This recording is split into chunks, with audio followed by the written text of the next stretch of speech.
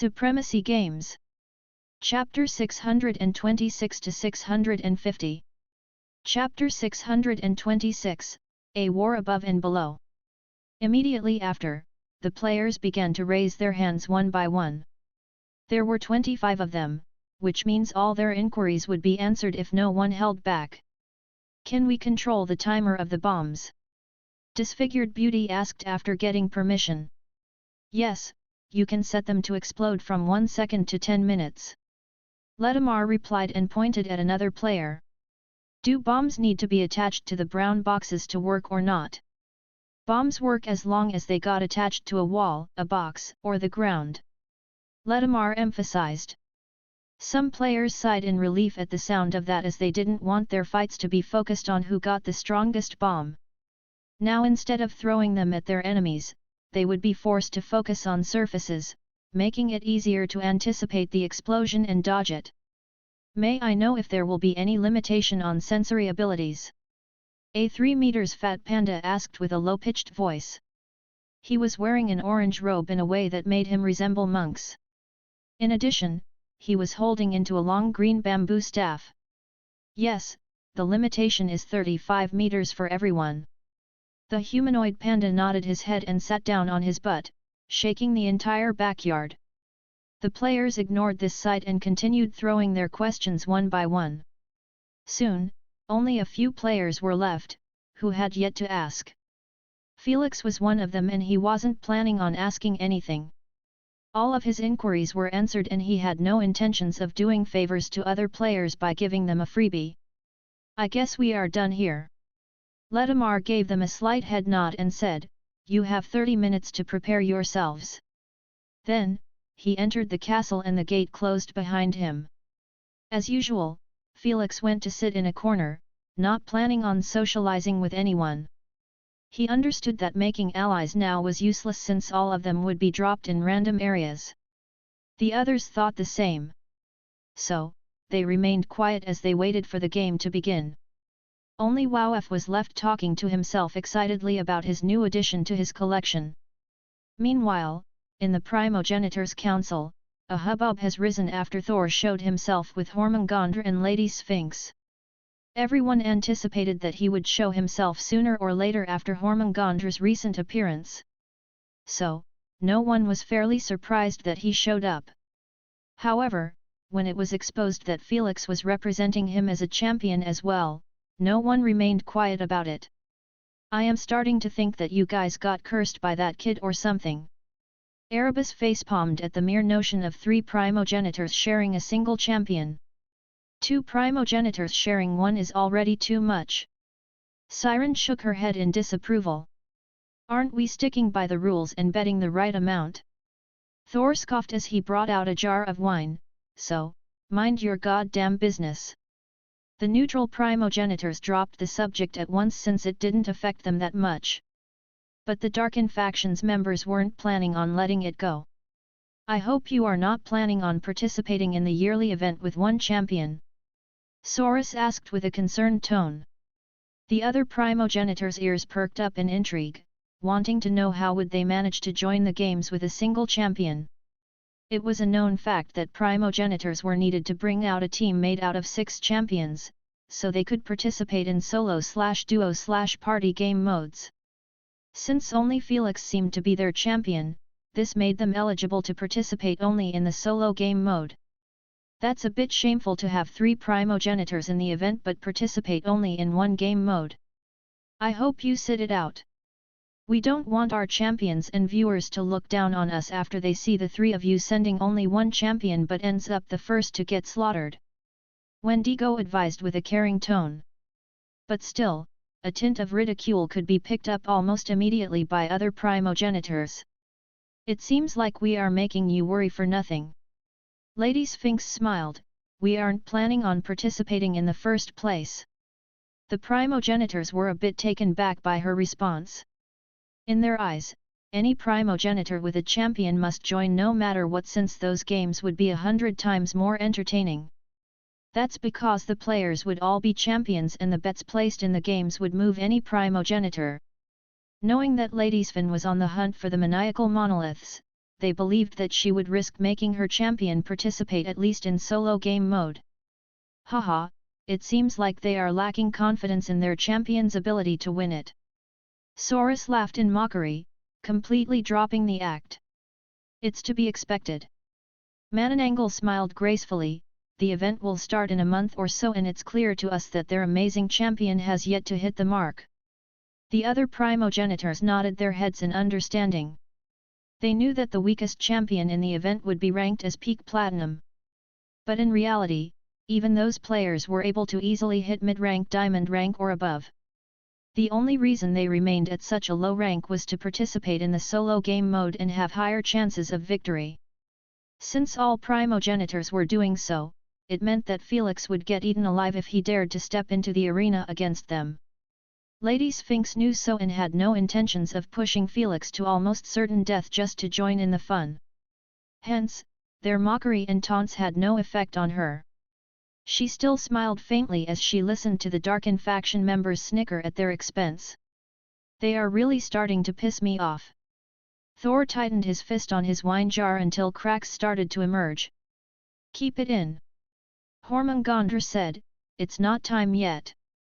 Let them laugh for now. Next year, we will see if they will still keep laughing. Upon seeing that the atmosphere was getting nasty due to the Darkin faction's continuous terrible remarks, Aspidikalone coughed twice loudly and said, the players have been teleported to the stadium. Sure enough, the third screen before those primogenitors showed that tens of players getting summoned one by one in the main field. It looks like we will be going first. Siren snickered as she looked at Kumiho. Kumiho giggled without responding to her. Those two also had a bone to pick with each other, making the game interesting for the primogenitors to watch. Soon, another screen brightened up, showing the players suspended above moving white platforms. Saurus smiled the moment he noticed his champion above one of those platforms. He looked at the magma primogenitor sheriff and nodded his head at him politely. Two high-ranked diamond champions. Wendigo clapped his hands twice. I believe we have the main show to watch. Indeed, I hope it's going to be a spectacular game. The primogenitors agreed with him. Even Siren and Kumiho approved of it since their champions were only at peak platinum. Before long, the last screen finally brightened up, displaying Felix, Wowfsnero, Disfigured Beauty, and the rest of the players hurtled up on a giant arena. Leon Lord. F***ing finally. Welcome. Back K. We missed you. The stadium exploded into frenzied cheers as Felix's fans infested almost every corner of it. His fan club already owned more than 40% of the stadium to themselves, leaving 60% for the rest of the clubs. Such domination was only due to Felix's discount coupons, making it possible for more fans to risk going broke just to watch his game live. In addition, humans were known for their terrifying numbers, so it wasn't weird that a lot of rich lords were cheering him on live. After all, Felix was probably the only notable human player in the Universal Supremacy Games platform. Thank you. Felix smiled charmingly as he waved his right arm at them while wearing a black tank with his brand logo in the center, beach shorts and white sneakers. You bastard, I will kill you when I leave here. Asna cursed with reddened cheeks as she saw the camera zoomed on him, making his tattoo visible to all. Did he adopt a pet or something? Can someone tell me its species? I want one as well. It must be expensive as heck. Sure enough, his fans were left wondering about the tattoo. My pet Asna, unlike the other spectators from other clubs, who started booing him. They didn't like it one bit that he was getting all the attention the moment he appeared, leaving their idols to serve as side characters. How dare this lowlife to get more attention than me? Flame-bearer's nostrils started to emit burning smoke as he eyed Felix murderously. It was a known fact that red dragonlings were easily angered since their main source of power came from their fury. The madder they get, the harder they hit. Oh! It can only be him. Sensing the heavy killing intent targeting him made Felix recognize its source immediately. When he turned around and saw Flame-bearer's vicious look directed at him, he smiled innocently and asked, "You want some cheers as well?" "What?" His reply threw Flame-bearer off, as he expected that Felix would lower his head again instead of talking crap like this. Unfortunately for him, Felix wasn't known for talking crap. Chapter 627, Antagonizing Flame-bearer. "Come on, cheer with me, Flame-bearer. Flame-bearer." Felix cheered loudly with his hands up in the air, leaving his fans a bit confused. "Do it." Leader Emma, who knew Felix's shameless personality, didn't hesitate to order his fans to repeat after him. "Flame-bearer. Flame-bearer. Flame-bearer." In a few moments, Flame-bearer's name was being resounded throughout the entire stadium due to Felix's fans. This happened only because every club leader was left confused by the situation. Hell, even Flame-bearer's fans were left speechless. Although his name was being resounded thunderously, giving him the attention that he desired, Flame-bearer didn't enjoy it even a little bit. He only felt like he was being humiliated publicly every time his name was mentioned. Yet, he had no idea how to react to the situation. "Happy now, little dragonling?" Felix smiled charmingly as he eyed Flame-bearer's stunned expression. "You! How dare you treat me like this?" Crimson fire began to manifest on Flame-bearer's shoulders and hair, forcing the players to take a step away from him. The heat he kept releasing wasn't a joke in the slightest. Yet, Felix didn't hesitate to keep antagonizing Flame-bearer. "You seem pissed? Wasn't that enough? Should the entire stadium call out your name so your little ego can finally be sated?" His words were sure taking effect as Flame-bearer started to huff like a wild bull while his entire body began transforming.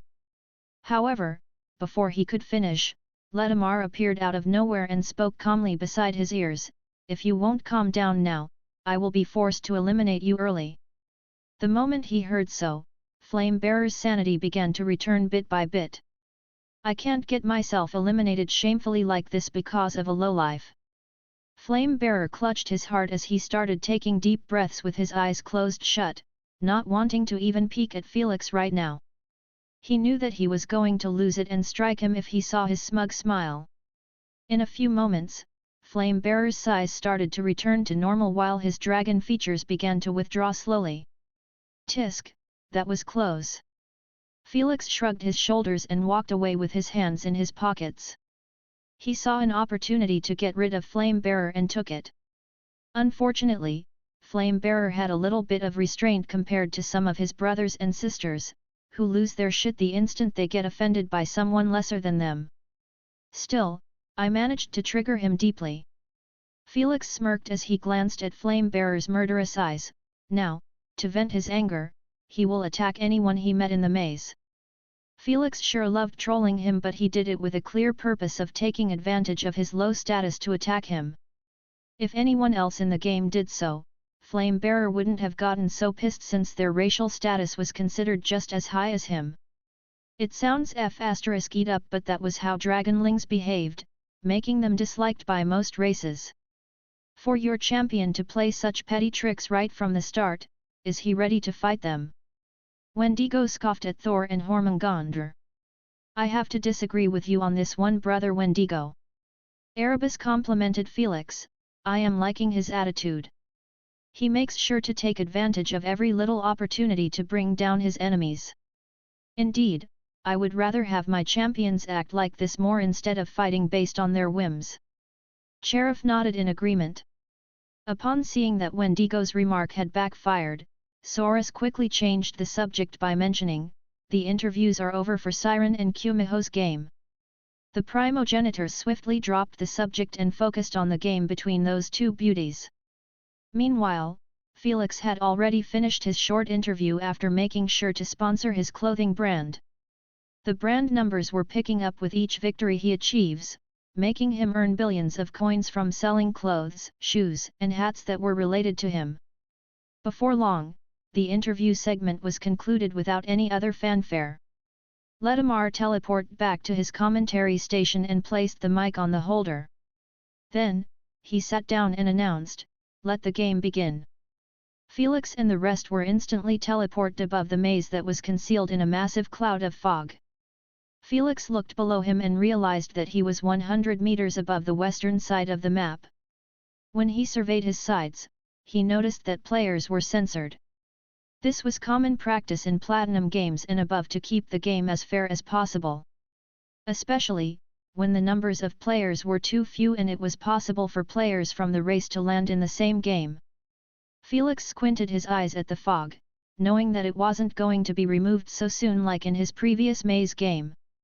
That's because almost every player here had enough resources and network to get their hands on a temporary perfect memory potion. If they were allowed to scan the entire maze from above, it would defy the purpose of placing them in a maze in the first place. As he expected, the moment the countdown reached 0 and the players were released, the fog remained to hide the maze's lines from everyone. However, when everyone crossed the 20 meters mark, the fog began to disappear, revealing a massive complex maze. There were some wide-opened long paths and others that were completely closed off by tens of giant brown boxes. There were way too many intersections, making it possible for a bomb to affect multiple boxes in other directions. The metallic walls were the only things that remained constant throughout the maze. Food. In a short moment, Felix landed on the ground without breaking a sweat. However, his expression didn't seem too pleased. That's because he managed to memorize only a few paths before his vision was blocked by the walls. He couldn't even use his supersonic mode since all abilities were banned before touching the ground. Asna, how much did you memorize? He asked. I memorized almost half the western area. Asna replied lazily. Good job. Felix's eyelids twitched at the sound of that. He didn't know if he should feel happy or annoyed that even with his perfect memory and quick reasoning, he still didn't come close to hers.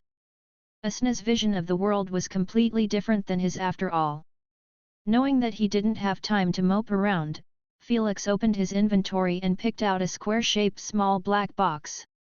He pressed on a button and saw a timer appear on all of its surfaces. Queen set the timer to 3 seconds for now. Felix requested as he placed the box in his pockets. It was possible to use the queen instead of relying on the button to time the bomb. This was allowed since the battles happened so fast and it would be detrimental for the players if they were forced to waste precious time to click a button continuously. Infrared vision activate. Felix's triangle-like pupils turned semi-red and white as he started observing the area around him. As Ledamar mentioned, his vision was blocked at 35 meters sharp.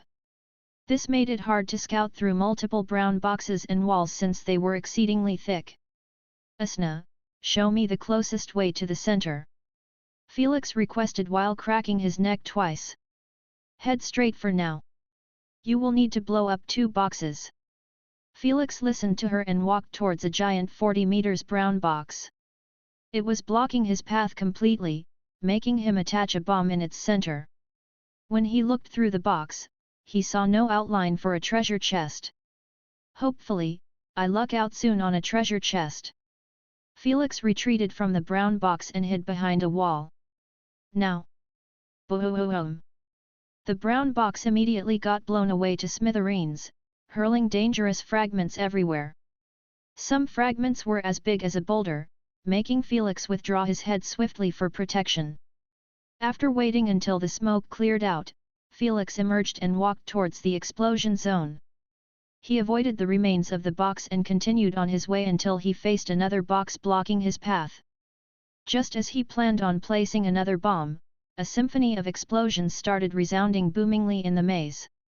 Felix listened carefully to the sources and realized that an explosion had occurred quite nearby him.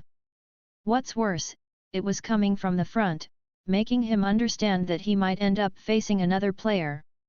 Just great! Felix placed the bomb on the box and walked away with an irritated expression. He knew that his position was exposed to another player through his first bombing. He wanted to avoid getting into early battles like those since he wouldn't get anything from them. Everyone had just started making it obvious that no one had a good inventory of bombs. This meant, if he fought and won, he would merely get a couple of hundreds of game points and the remaining weak bombs if he had any left. Boredom.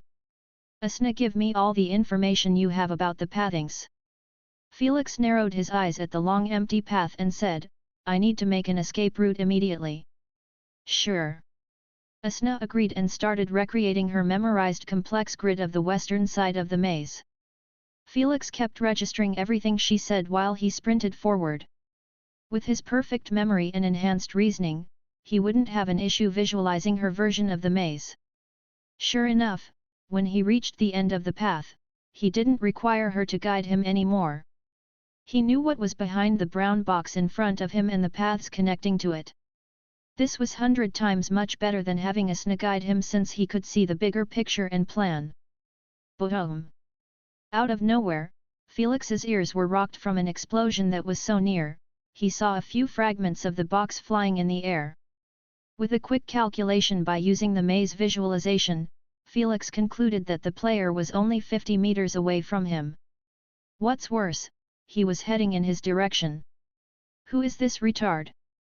Felix hardened his expression as he hid behind a wall. He understood that players might not have the same visualization of the map as him, but they could still memorize a general direction towards the center. What this player was doing was going in the exact opposite direction to the center.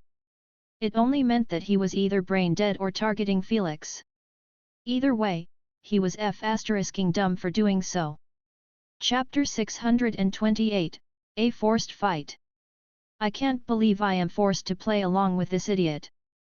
Felix was slightly pissed at the thought of the upcoming random fight. Alas, he could do nothing about it. He couldn't head back since he would be forced to use his bombs on opening another path. He had only 3 bombs left and really couldn't waste them on random bombing. It's better if I ally with him. Felix wished, hopefully, he is heading towards me for this reason. It wasn't out of the box to seek allies right from the start of the game. Unfortunately for Felix, if he knew who was heading towards him, he wouldn't have bothered to bring the notion of allying. It looks like we are about to get a continuation of the previous dispute. Ledamar smiled faintly as he switched the camera to Felix. Before the viewers could understand what he meant, he split it in half and showed Flame Bearer walking through an explosion like it was nothing. He was getting hit by those fragments, but his walk wasn't even affected. His direction? It was clearly towards Felix. Oh no! What kind of bullshit luck is this? Haha, the petty human would get slaughtered. Good. This should teach him a lesson not to open his mouth wantonly again. While Felix's fans were left dumbfounded and scared shitless, the other viewers started cheering in excitement and delight. No one expected that those two would end up meeting the moment they were thrown in the maze. Meanwhile, the primogenitors were laughing their asses off at the expense of Felix. I rarely see plans backfiring as bad as this. Kumiho giggled in amusement. Felix aimed to piss off Flame Bearers so he would fight anyone at the very start of the game to vent his anger. This would result in tiring one player and the elimination of another. It was a win for everyone not involved. Haha, he ended up shooting himself in the foot. Saurus mocked, classic Thor behavior. Thor glared at him, but he didn't say anything. He just focused on the screen that was showing Flame Bearer being separated from Felix by one brown box. Boom! Without an ounce of hesitation, Flame Bearer used his 4th bomb to blow it up and walked straight through it. The instant he crossed the 35 meters mark, Felix couldn't help but get taken back by the glowing bright red aura he kept producing. It was big enough, it hid his outline from him. That's how much heat he was producing on a normal basis. F***ck me. I can't be this unlucky, right? It didn't take Felix even a second to realize that Flame Bearer was aiming at him. His bone structure and the monstrous aura were unique to only himself in this game. I guess you are not allying with him. Asna chuckled in amusement while eating popcorns. Felix started preparing himself for a nasty fight, knowing that reasoning with that bonehead wasn't going to happen. He reached his hand to a leather bag that was attached to his waist and took out a couple of silver nails. They were all connected with extremely thin lines, making it almost impossible to notice them even when the camera zoomed on his hands. Then, Felix started hurling those nails at the metallic walls in the intersection he was hiding next to. Pa pa pa! The nails connected themselves with the walls by using magnetism. Felix's control of electromagnetic energy was still shaky since he was taught it by Thor only recently. Still, he was capable enough to at least use it properly on small metallic nails.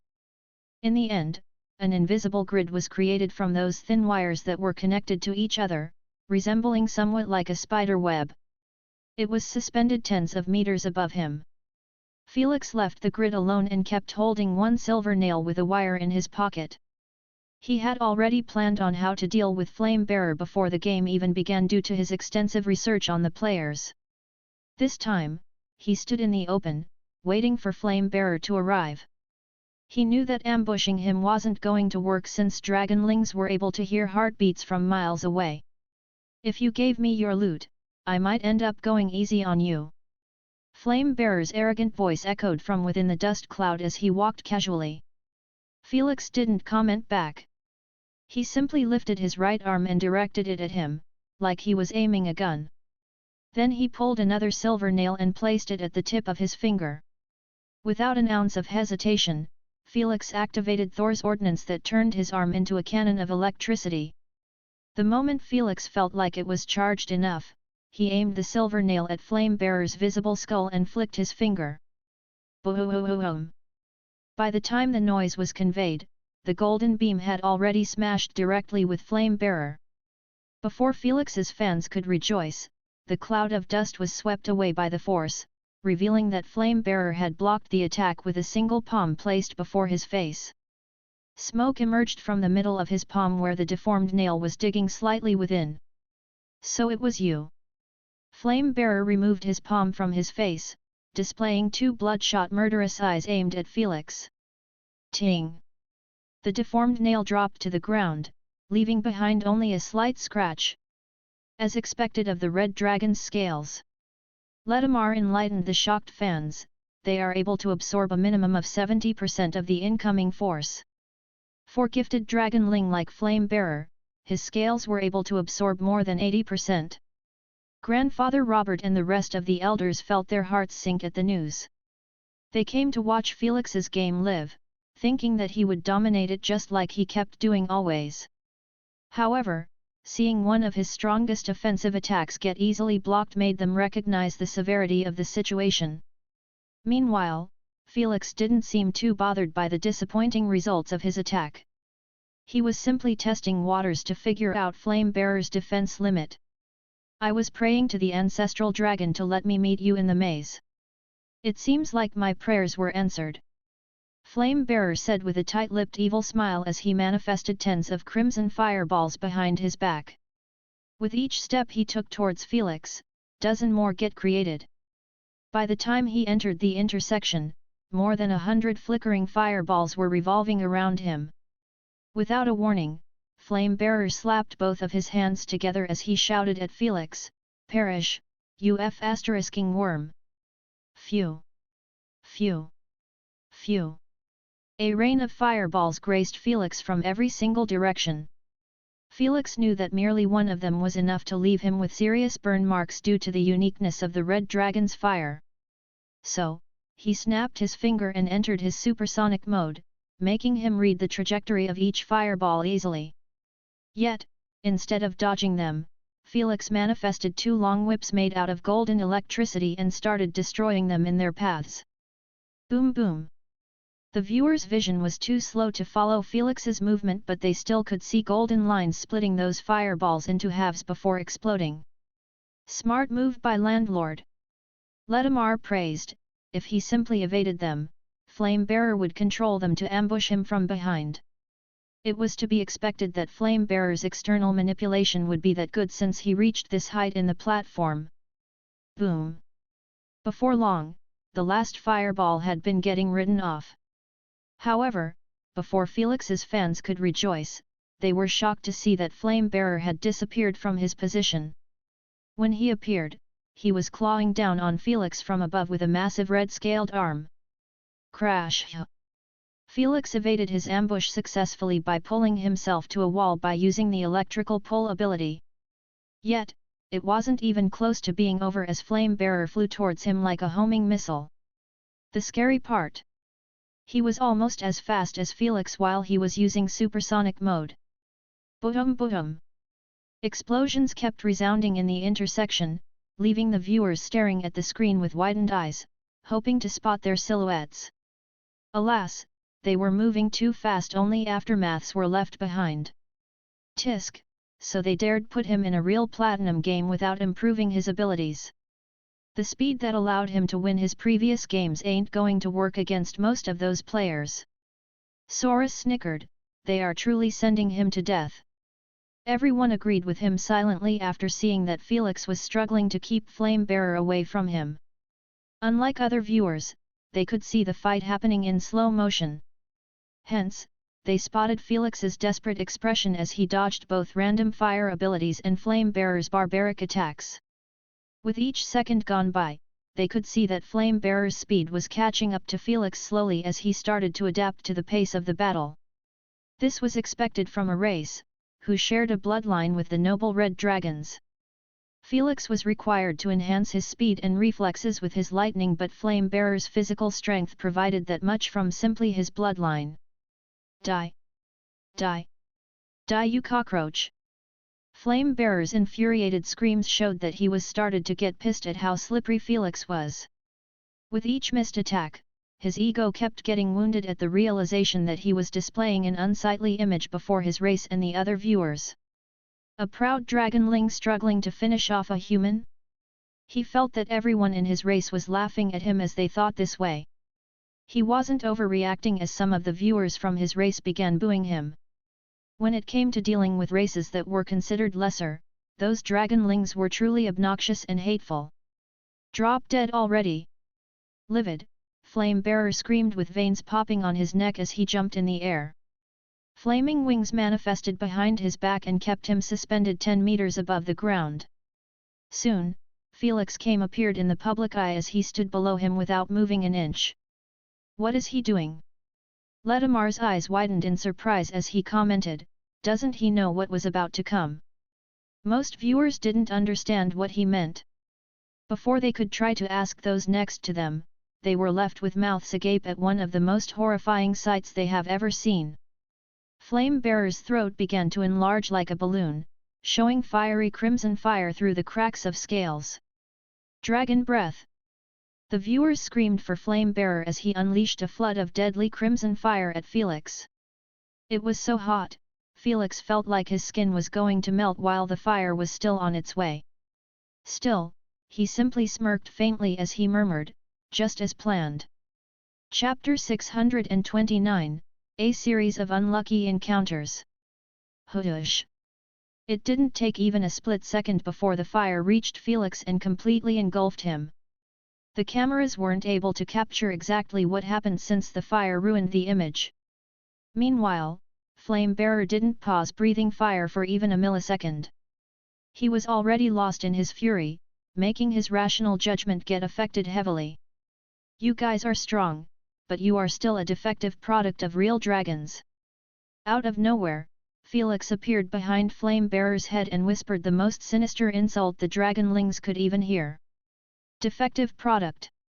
Defective product! The moment it entered Flame Bearer's mind, it kept repeating itself over and over again like a broken record. He didn't think about Felix, who was so dangerously close to him. He didn't respond to his instincts that were screaming at him to get away. He simply gave in to his emotions, making them cloud his rationality even further. Right at this moment, he was even lesser than a beast. At least, beasts respect their instincts. Alas, even if he did something now, it was already too late for him. Felix snapped his finger and transmuted into electricity, then teleported to one of the silver nails that were attached to the walls by the thin wire's grid. When he appeared, the camera automatically placed him in the frame. The viewers didn't know how to react as they saw him leaning against the wall with his hands in his pockets while staring nonchalantly at Flame Bearer. As they glanced at Flame Bearer reflexively, they were met with a shocking image that sent chills down their spine. He is, is melting. Letimar's graceful demeanor was completely ruined as he screamed with a horrified high-pitched voice. Even the primogenitors were left surprised by the sudden turn of events. They saw how Felix created a solid pitch-black tiny needle and dug it deep within Flame-Bearer's skull by penetrating his reversed scale. That tiny needle was made out of corruption inducement but potent enough that it had been solidified. It was so deadly, Felix had decided to call it death sentence since no one had ever survived it in his practice runs in the UVR. Everyone gets turned into black ash almost immediately if it got into their system. Yet, Flame-Bearer's physical defenses were so tough, the needle merely made his flesh melt down even though it hit him internally. The heat had also played a huge role to protect him from getting instantly killed since the poison kept getting burnt before causing serious damage. If it wasn't for Flame-Bearer already losing his mind over his emotions, the hellish pain would have been enough to wake him up and use countermeasures to survive. Alas, the moment dragonlings lose their shit to their fury, only destructive thoughts fill their minds. I am not a defective product. I will show you all. I am also a proud dragon. Stop calling me that. I will kill you all. Die die die. D. Boom. With one final maddened roar, Flame-Bearer's body exploded. Crap. Scared shitless, Felix instantly transmuted into electricity and coursed through a wire that was connected to the furthest nail in the grid. When he showed himself again, only tainted black metallic walls and ground were left behind. Flame-Bearer thoroughly went out with a bang. F***ing lunatics. Felix cursed as he dropped to the ground. Everything was within his plan, from preparing an invisible grid of wires high above to delivering the final attack at Flame-Bearer's reversed scale, the only weakness to his overpowered scales. Yet, he didn't expect that he would actually blow himself up. To do so, he really needed to be mental.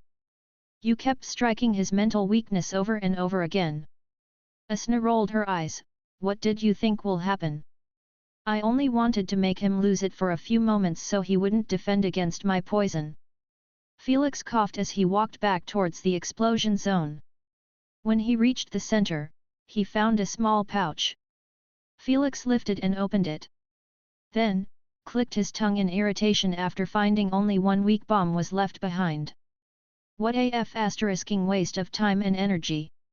Felix kicked the pouch away in annoyance and started sprinting towards another giant brown box. Meanwhile, the viewers could only stare at him with dumbfounded expressions, not knowing how to react to the end of the battle. A few seconds ago, Felix was noticeably getting his ass handed to him. Then, a moment later, Flame-Bearer was gone without a trace while Felix was left unscathed. Everything happened so fast, their mortal eyes and mind couldn't keep up at all, unlike the primogenitors and some exceptions in the audience. Truly a marvelous strategic mind. Erebus complimented highly. Besides the Darkin faction members, who had a somewhat displeased expression, the other primogenitors nodded their heads in agreement. He cleverly created a trap in the sky with wires and baited Flame-Bearer to use his dragon breath by evading his attacks continuously. Siren disclosed. Thor's transmutation ability played a huge role as well. Still, his timely ambush wouldn't have worked if he didn't keep taking advantage of the dragonling's low self-esteem by striking down on his fragile ego. Those poor little things. They were born with dragon's pride, making them unable to accept being a mixed race. This made it pretty easy to attack their mentality. If Felix did so to any other hybrid race, they probably would have been merely pissed and not lost total control. Alas, red dragonlings' strength depends on their fury. So, their emotions were already unstable, as they could get angered quite easily to gain a boost in strength. This was a good ability on its own if it wasn't possible for dragonlings to completely fall into a frenzy and lose their rationality. It was actually rare for this to occur, since dragonlings were taught from birth to keep their emotions in check all the time. Unfortunately, that was possible only against equal peers in the eyes of the dragonlings. While the viewers were watching a slow replay of the battle with astounding expressions, Felix had already bombed his way through 2 more boxes.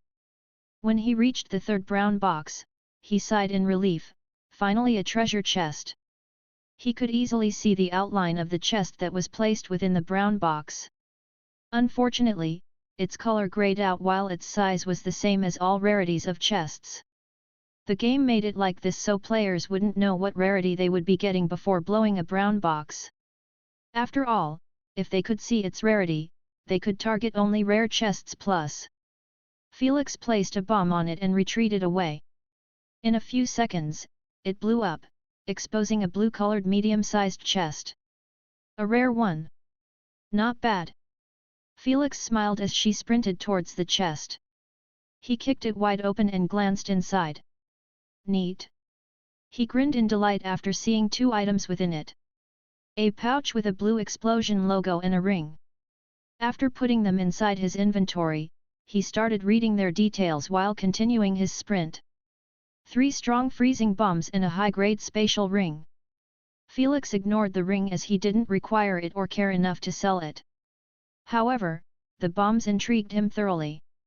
That's because strong bombs were capable of blowing up 2 brown boxes at once in 4 directions. This meant, he could utilize them to clear his path even faster. 3 of them could do the job of 6 weak bombs. Nevertheless, he was hesitant about doing so since strong bombs could actually cause some serious injuries to most players in the game. Adding the freezing effect to the mix, they could be used in key moments to switch a fight around. Sigh, I don't have much of a choice, do I? Felix shook his head and decided to use them since he was left with only 1 weak bomb. I guess it's time to switch to treasure hunting to fill in my inventory first. Treasure chests were truly the key to winning this game since one could not move forward without bombs.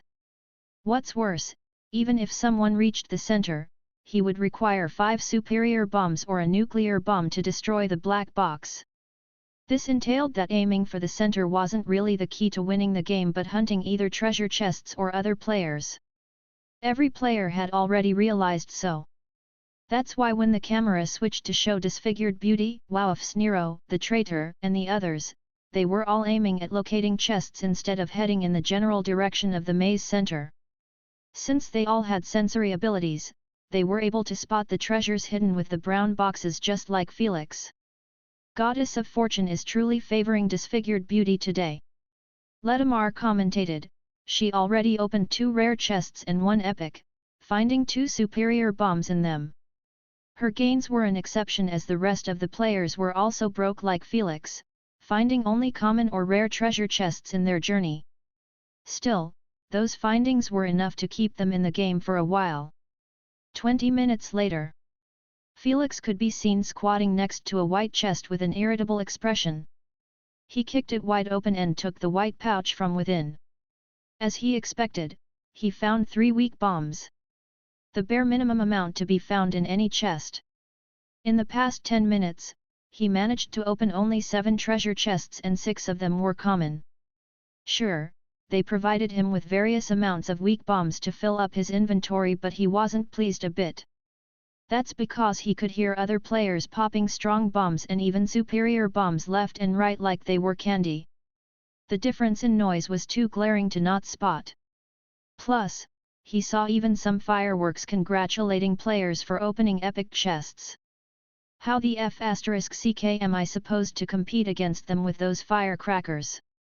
Felix massaged his temples to regain his composure while walking away from the chest. However, just as he wanted to take another step, his instincts screamed at him about an incoming danger. Felix hunched his back swiftly, not spending a single millisecond overthinking. Phew phew. Thank God for his quick reaction as 2 extremely thin invisible wind blades whizzed right past his hunched back and collided with the wall. SZLZLZLLZZL. Felix didn't stand right back up but actually rolled forward while opening up all of his tiny holes, allowing his stored lightning to cover his body. Whoosh! In that exact spot, a mini condensed grey-white tornado emerged. If he didn't move, he would have been thrown in the air uncontrollably. Knowing that he wasn't safe yet, Felix used an electrical arc to pull him to the nearest wall. This position provided him with a better vision of his surrendering. Even though Felix didn't see who ambushed him, he already knew who he was. The only wind elementalist in this game.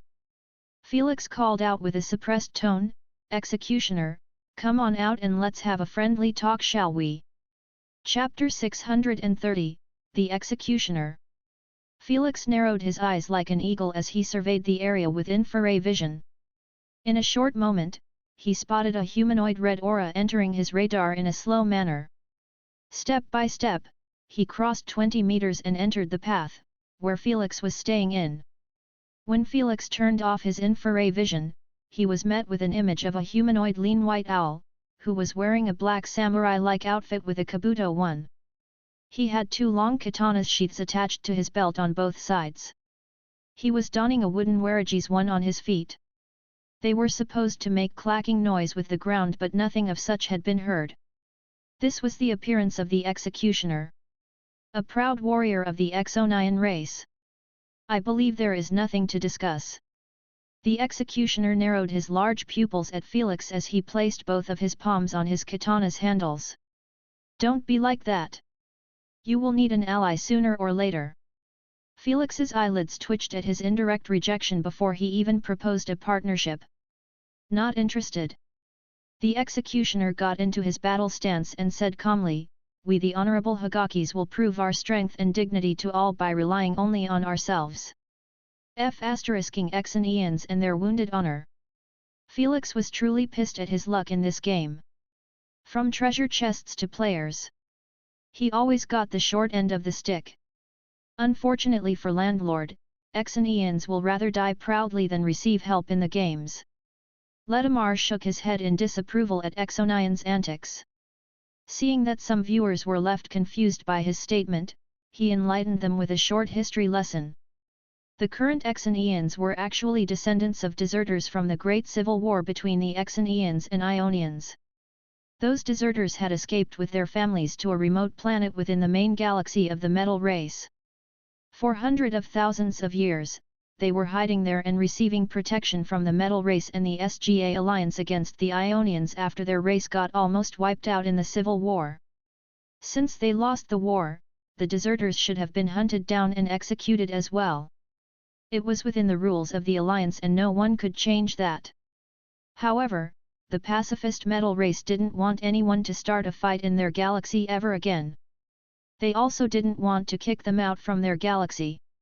Hence, they proposed that the Exonians would be considered as a subsidiary race of theirs under the condition that they would never have more than 20 million population. The Ionians could only agree since they didn't want to disrespect the Metal Race.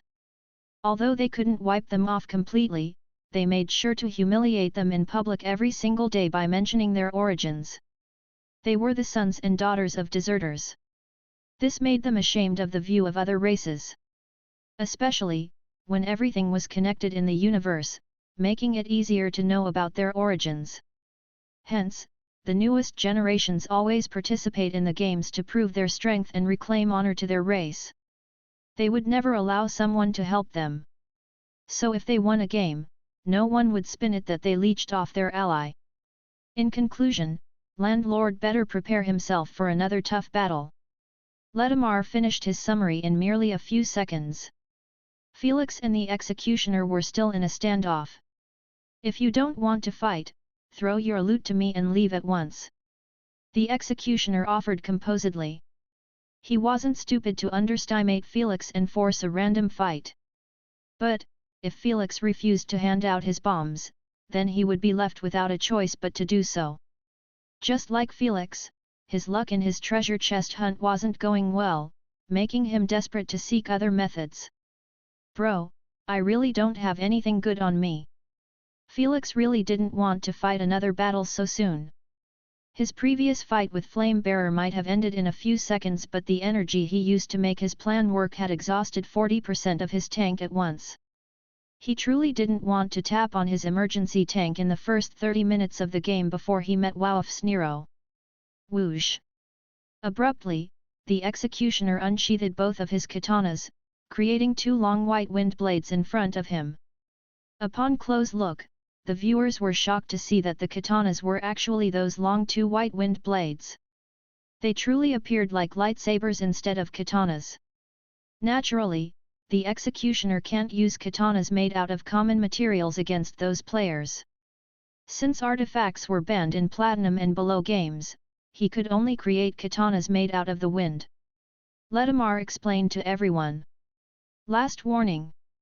The executioner aimed one wind katana at Felix and said, "You have 3 seconds. I guess I can only do that." Upon seeing that negotiation or reasoning with him wasn't going to work, Felix was forced to play his plan B. Fine. Fine. Just chillax a little. Felix lifted both of his hands in the air as a way to show his cooperation. This shocked his fans the most as this was the first time ever they saw Felix surrender. A disappointing ending, but it is the smartest move for Landlord. As long as he leaves 3 bombs with him, he can still bounce back if he found an epic chest. Ledamar shared his opinion. Alas, the fans still had a bad taste in their mouth as they saw Felix bring out a bag filled with his bombs. "Are you cool with me keeping a few bombs to survive?"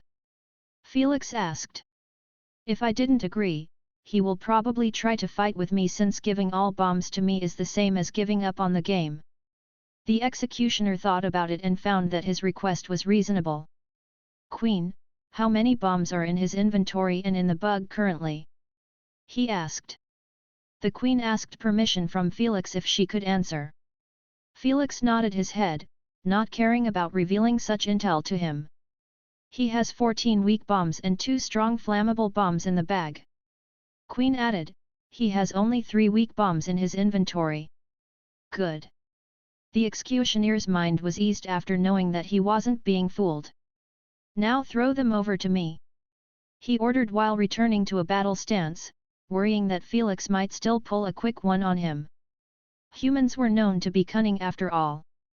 Catch! However, he soon realized that his worries were out of place as Felix truly had thrown the bag to him under the disappointed looks of his fans and primogenitors. SZLZLZLZLZLZ.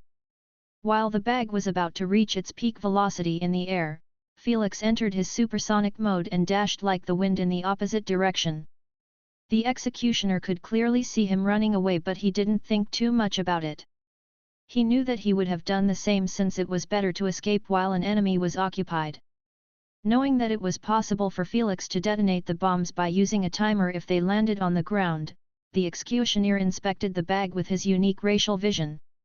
It allowed them to see different colors through thin fabrics. When he saw not a hint of redness was inside, he knew that Felix didn't activate any of them. Who would have known, humans can be upright once in a while. Before the executioner could finish his praise, he was left in disbelief at the sight of Felix suddenly emerging next to the bag. *TCH, you thought? Felix flipped him a finger in midair and beamed the bag inside his AP bracelet before he disappeared in a flash of light. The viewers were dumbfounded, the primogenitors were left speechless, and the executioner was left completely baffled by what he had just witnessed. What did just happen? Ledamar almost fell out of his chair at the sudden turn of events. He was just as confused as everyone since he could clearly see that Felix's presence wasn't on the same path as the executioner. When he glanced at Felix's mini-screen, he couldn't help exclaim loudly, "How the F***ck did he get there?" When he shared the screen with everyone, they were left just as shocked as he was.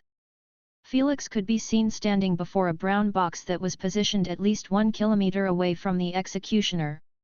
Since this was a maze, those 2 miles should be stretched into 2 kilometers if the executioner wanted to head there. Can he teleport or what? What is this crap? How can he be in 2 places at the same time? Is that the same ability from before? Not even Felix's fans managed to figure out what had just transpired. As for the human viewers, they began to feel like Felix was a completely different species from them. A type of helmet first used by ancient Japanese warriors is rope sandals. Chapter 631, Unlucky Streak is finally over. Only a few smart viewers managed to guess what happened in those short seconds. Meanwhile, some primogenitors were slowly clapping their hands in enjoyment at Felix's smart and somewhat shameless escape. "Io, he really is using Thor's transmutation ability to its full potential with his shamelessness.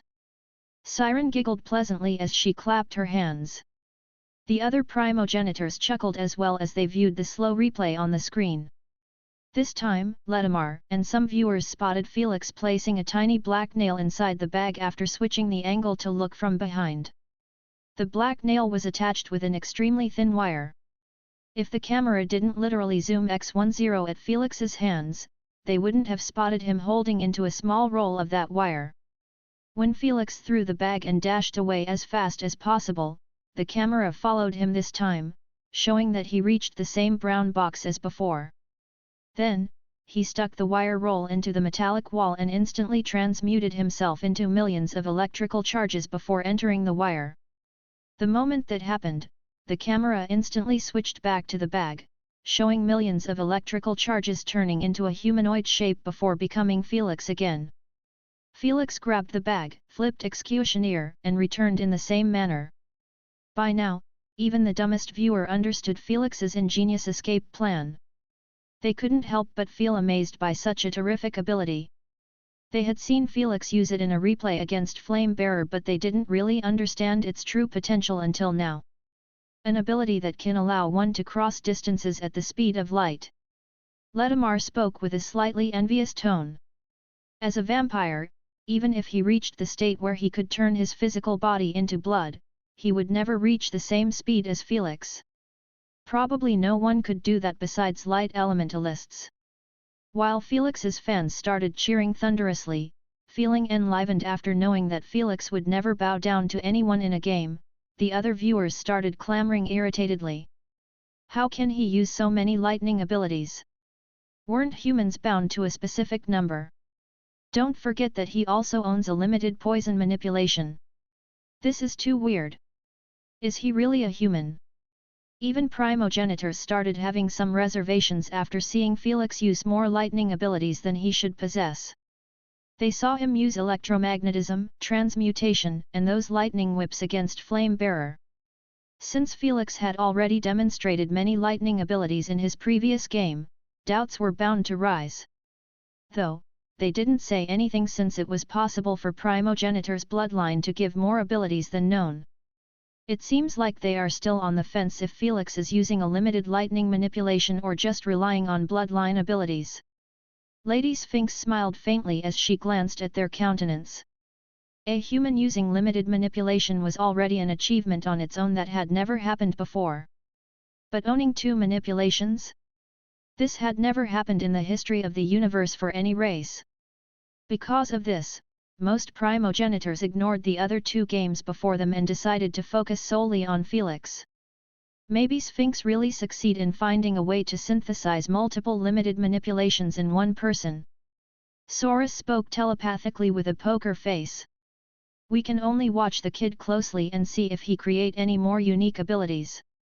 Wendigo replied as he eyed Felix, who was grinning widely in front of a close-shut purple chest. Finally, something good. Felix rubbed his hands in delight as he kicked the chest wide open. Whoosh! Boom! Congratulations to landlord for opening an epic chest. F***ing pricks. Felix cursed the game creators, who planned this notification to make the players with a better loot get targeted. If you found an epic or a legendary chest, good for you. But, if you don't have the strength to keep hold of the loot, then don't bother opening it. Knowing that his position was compromised, Felix swiftly took the 3 shimmering items from within the chest and beamed them in his inventory. Then, he sprinted away, following his original pathing to the center. A few minutes later, 2 players emerged from the same path and walked towards the chest. One of them was the nature centaur Disfigured Beauty and the other was 2 meters ripped white-furred werewolf. Soon, another one appeared from behind them, creating buzzing noises as he flew in their direction. Be official, didn't we tell you to stop flying? The werewolf glared at a humanoid yellow and black bee with a sting and thin transparent wings. Right now, those wings were flapping extremely fast, creating an irritating noise to the ears. For the sake of our alliance, can you please respect Bloodright's request? Disfigured Beauty asked him kindly, knowing that Bloodright's ears were extra sensitive to low-pitched hyper noises. For the sake of the alliance. The official repeated with a monotonous tone as he withdrew his wings and landed on his feet next to them. His eyes were grey, appearing like they were soulless. Why do I have to ally with this creep? Bloodrights growled to himself, if only he wasn't already allied with this B***tch, I would have taken her down and her loot. It seems like Landlord has escaped immediately. Disfigured Beauty said as she looked at the empty chest. Since we haven't met him in our way, it only means he went in the other direction. Bloodrights said as he pointed at a straight path in front of him. Let's move quickly, we might catch him if he used bombs to clear his path. Disfigured Beauty rushed them as she galloped in that direction. Bloodrights jumped on his forelimbs and followed after her. The official wanted to fly after them, but he was reminded of their previous conversation. For the sake of the alliance. He repeated like a robot and started levitating without using his wings. Then, he chased after them closely. For a race that was known for their superior mental control, making themselves levitate and fly with telekinesis was nothing to them. Landlord will be in big trouble if he gets caught. Ledamar commentated with a serious tone, they will refuse to add him in their alliance since 3 of them are already a crowd. So, he will have no choice but to either fight or flee. I wonder if he can repeat the same escape strategy against the B official. The viewers understood what he meant. B official mental attack requires only a single glance. No matter how fast was Felix, he could not be faster than a mental attack aimed at him. A few minutes later, Felix could be seen standing before a brown box with his chin rested on his palm. He could see a chest 30 meters away from him, but he didn't rush and started bombing. There are 4 brown boxes in front of this chest. So, in total, I need to blow up 5 of them to get it. Felix sighed, I already spent almost all of my stash of weak bombs. Felix glanced at his inventory and noticed that he was left with only 3 superior sound bombs that he got from the epic chest, 2 strong flammable bombs, and lastly 3 normal strong bombs. Stop being a miser and use strong bombs. This is your path anyways to the center. Asna scolded him. Fine, fine. Felix brought 2 strong bombs and placed one on the brown box. Then, he retreated and blew it up as well as the one behind it. This left 3 more brown boxes. Felix used another strong bomb and followed it with a weak bomb to take care of them. Holy shit! Felix's eyes widened in disbelief after spotting a shimmering golden light coming from within the rubble. His heart couldn't help but skip a beat as he knew that only legendary chests emit such a splendid light. Landlord has struck the jackpot. Ledamar shouted in excitement as he brought Felix's screen to the main screen, showing the viewers a glorious medium-sized golden chest. Unbelievable! He actually found one so soon. Damn, his luck is really off the charts. Though, will he dare open it up? He is already being hunted by Disfigured Beauty's squad. True, they are quite close to him. The viewers had mixed reactions to Felix's sudden windfall. Some believed he was actually going to regret opening it up since everyone would be up to his ass for his loot. Meanwhile, some thought that if he found more superior bombs or even a nuclear bomb, he would receive a massive boost to his arsenal. Felix didn't even consider giving it up as he sprinted towards it with a wolf-like grin. He opened it up and quickly pocketed everything inside his bracelet before running away for his life. Whoosh boom! Congratulations to Landlord for opening a legendary chest. The bright golden fireworks attracted everyone's attention, making them glance upward. When they read the notification, their expressions couldn't help but turn ugly almost immediately. Oh, so lucky! WoW commentated with a surprised look. Meanwhile, Nero appeared to have gotten serious at the news. We got to amp up our treasure hunt. Nero ordered, let's move, we still need a few more superior bombs. If it wasn't for the distance between them being too far, he would have actually headed straight towards Felix. Most players could only curse hatefully at their luck and continue on their treasure hunt since they were also quite far away from him. As for those close by, they had two reactions. Go fast. He is only a kilometer away from us. Bloodrights roared feverishly as he sprinted at his top speed towards the fireworks position. Disfigured Beauty and Bee Official were slightly lagging behind him. Meanwhile, a few hundred meters away from the fireworks position, a humanoid giant panda with a monk-like robe scratched his ass as he thought to himself, a legendary chest. It will be great if I can ally with him. With that thought in mind, the giant panda turned into a massive furry ball and started rolling forward, smashing through walls to change his direction. It seems like Landlord is going to get cornered from both directions.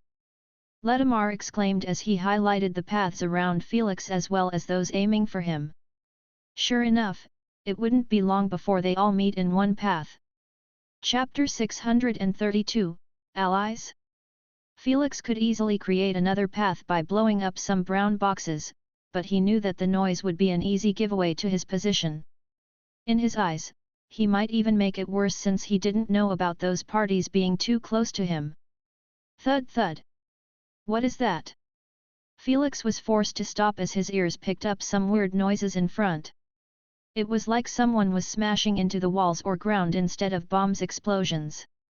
Is there a fight ongoing before me? Felix knitted his eyebrows as he got closer so he could enter the 35 meters zone. The moment he did so, he was met with a shocking image of a gigantic spherical red aura colliding with walls as it headed straight towards him. Crap! It's the Pandian! Felix's expression turned bad the moment he realized his upcoming opponent. He knew that he couldn't afford to fight him. If he had to rank the difficulty of defeating him and Flame Bearer, they wouldn't even come close.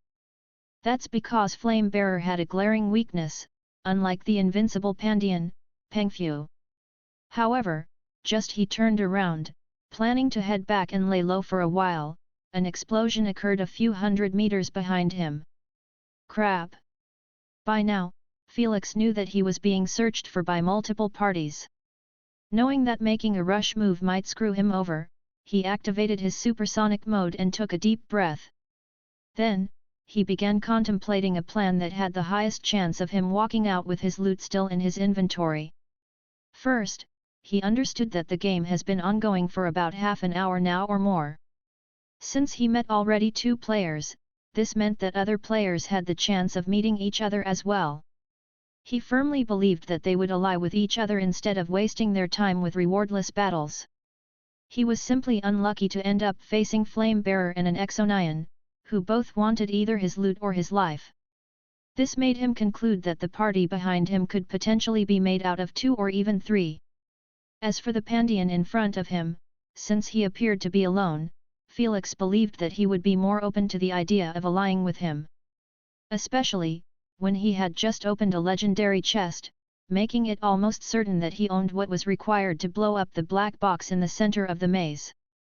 All in all, my best bet is to ally quickly with the Pandian and fight the party behind me. Felix snapped his eyes wide open after getting his thoughts together. Since he was in his supersonic mode, he didn't spend even a split second to achieve so. Whoosh! It seems like Landlord has decided to start off with Pengfu. Ledamar commentated after seeing Felix actively sprinting towards Pengfu. In less than a second, they ended up entering the same path. Thud! Pengu collided with a wall and brought out his limbs in midair before landing on the ground. There were only 15 meters separating Felix and him, yet no one made a move. They simply stared at each other's eyes for a second before saying at the same time calmly, "Allies! Allies!" They smirked coolly and eased up the tension between them. Knowing that he was being chased, Felix quickly forwarded a pre-made standard contract for this game to Pengfu. Penghu spent a few seconds reading the highlighted terms before signing it after finding no loopholes that could damage him. "Get ready, we have some company," Felix informed sternly as he sprinted to his side. Just as he finished speaking, both of them turned their heads sharply after sensing someone entering their zone. "They are actually 3. Felix's expression turned rigid at the sight of 3 red auras going at almost the speed of sound. By the time this realization hit him, they had already arrived on the same path as them. Crap! The instant Felix spotted B official hovering a few meters above the ground, he didn't hesitate to close his eyes and hid behind the 3 meters giant Pengfu. However, he soon realized that he was a bit too late as he screamed at the hellish sensation of his body getting burnt to crisp. When he opened his eyes, he saw that he was actually drowning in a pool of lava. The twisted bee official made sure to make his hallucination be as painful as possible. Transmutation. Knowing that he could be killed by disfigured beauty or blood right, Felix instantly transmuted himself within the same wire bracelet on his wrist, then emerged outside of the hallucination. Boredom boredom. The first thing that appeared before him was Pengfu's wide fluffy back, blocking an incoming salvo of green arrows in the shape of a centaur and rain of icy boulders. He didn't block it with his body but actually a semi-transparent white barrier that encased both of them. Before thanking Pengfu, Felix had to make sure that everything was real. He created a new inducement and tasted it. When he realized that the taste didn't ring a bell, Felix knew that he wasn't hallucinating. "You could have asked me." Asna pouted in annoyance. Felix knew that he could simply Asna to check for him if he was still in a hallucination since she was immune to any kind of mental attacks. However, Felix wanted to rely on himself since, after this game, Asna would not be able to help him at all in his future games. The moment her consciousness gets connected to the Queen, she would be noticed and subjected to the rules of the platform. "You good?" Pengfu sent a message as he kept his eyes affixed on Disfigured Beauty's party. "Yes, thanks a lot for the help." Felix nodded his head with a stern expression. Even though he prepared against mental attacks, he still got affected by one the instant he faced against B official. If it wasn't for Pengfu being here, he would have been collapsed on by the other two while he stood in a daze. This meant, he would be left with no choice but to use the surrender option while still in a hallucination world. "You can come out now, B official won't be fighting us for a while," Pengfu said as he looked at B official, who was clutching his head while having a nosebleed. Was his backlash that bad?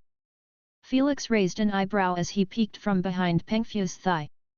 When he saw B official's bad shape, he couldn't help but feel envious of Pengfu's mental defenses. Clearly, B official had attacked both of them mentally. However, Pengfu was from the Pandian race, a race that was known for mastering the mind and the neutral energy through daily meditation and superb martial arts. They didn't have an affinity to an element but they were able to absorb the neutral energy from the environment, unlike other races. They use this neutral energy mainly to build up an energy core within them. This core was able to help them enhance their physical strength to an abnormal level in addition to enlarging their consciousness lake to a sea and even an ocean. Since they were using neutral energy, they could almost counter every elemental attack directed at them. This was the reason why Felix didn't want to F***ck with Pengfu so soon. High elemental resistance, enhanced physical and mental defenses, and lastly, superior battle senses honed through practicing real ancient martial arts. B official screwed up when he thought that he was capable of putting both of them in a hallucination at once. Pengfu directly blocked it, resulting in a mental backlash while Felix broke through it, giving B official a secondary backlash.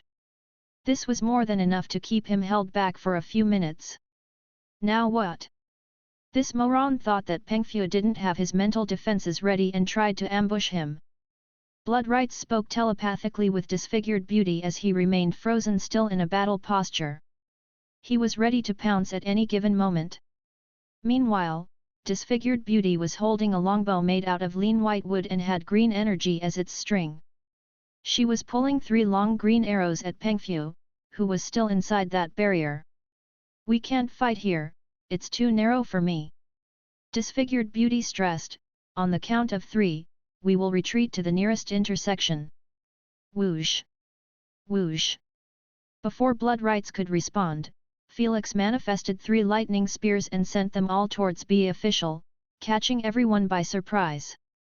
Still, Bloodrights reacted fast enough by manifesting an ice wall in front of B official, saving him from being bombarded. He might hate B official and curse him, but he knew that he was needed to keep the fight advantageous to them. Now, disfigured beauty drew her bow and sent another rain of arrows before turning around and galloping towards the wide-open intersection. Bloodrights caught B official by his neck and followed after disfigured beauty by sliding on a man-made icy surface. "You might wanna block your ears." Felix smiled coldly as he beamed a superior sound bomb. Felix wasn't messing around anymore. He was planning on going all out for the sake of eliminating B official, since he would always be torn on his side. Chapter 633, The Plan and the Result. Felix attached a silver nail on the grey cubic bomb and hurled it towards the intersection. He made sure to throw it far off in the air so it would be difficult for those two to notice it. Alas, Bloodright's hearing was out of the world as he spotted the peculiar noise of the wind above his head. F***ck. Send it away with an arrow. Bloodrights didn't dare to greed for it, since he could see that the timer was set to explode in merely a few seconds. Disfigured beauty lifted her head and shot a green arrow at the bomb while still galloping at her top speed. Still, she was confident that her arrow would hit it, since her aim was one of the best on the entire platform. However, just as the arrow was about to collide with the bomb, Felix emerged right beside it and blocked the arrow with a shield made out of golden electricity. Disfigured beauty and Bloodrights were left stunned by his abrupt appearance, making Felix take advantage of it and hurl the bomb as hard as he could towards the nearest wall to them. He timed it so well, by the time the bomb touched the wall, it instantly went off. Boom! Boom! Boom! The entire intersection had been engulfed in an explosion of deadly sound waves that kept reverberating on each wall for 5 seconds straight. What a deadly counter-attack by Landlord! Ledamar shouted as he watched Bloodrights and B official fall into the ground at once with their ears bleeding profusely. Bloodright was quick enough to cover himself inside an armor made out of ice, but it didn't protect him well enough against sound waves. Because his ears were too sensitive, this attack was truly hitting him right where it hurt. The same applied to B official, who was already handling the backlash badly, leaving him unprotected against the sound waves. The only one left unaffected was disfigured beauty, since her entire body was made out of wood, making her able to remove her ears quite easily. Nature Resurrection. Disfigured beauty cried out loud as she blasted off 2 bursts of green energy into Bloodrights and B official. Phew phew phew! Not in my watch! Pengfu grimaced as he started shooting big white energy bullets at disfigured beauty, forcing her to create thick tree trunks in front of her. When they blocked it successfully, those trunks began to grow at a horrifying rate until they turned into giant trees with thousands of dagger-like leaves. Release! Phew phew phew! The trees spun once to gain momentum, then immediately showered the entire intersection with those sharp daggers. Pengfu curled up into a giant ball and rolled through them, not getting even scratched in the process. As for Felix, he covered himself in a slightly potent acidic and mold cloud and dashed through them as well.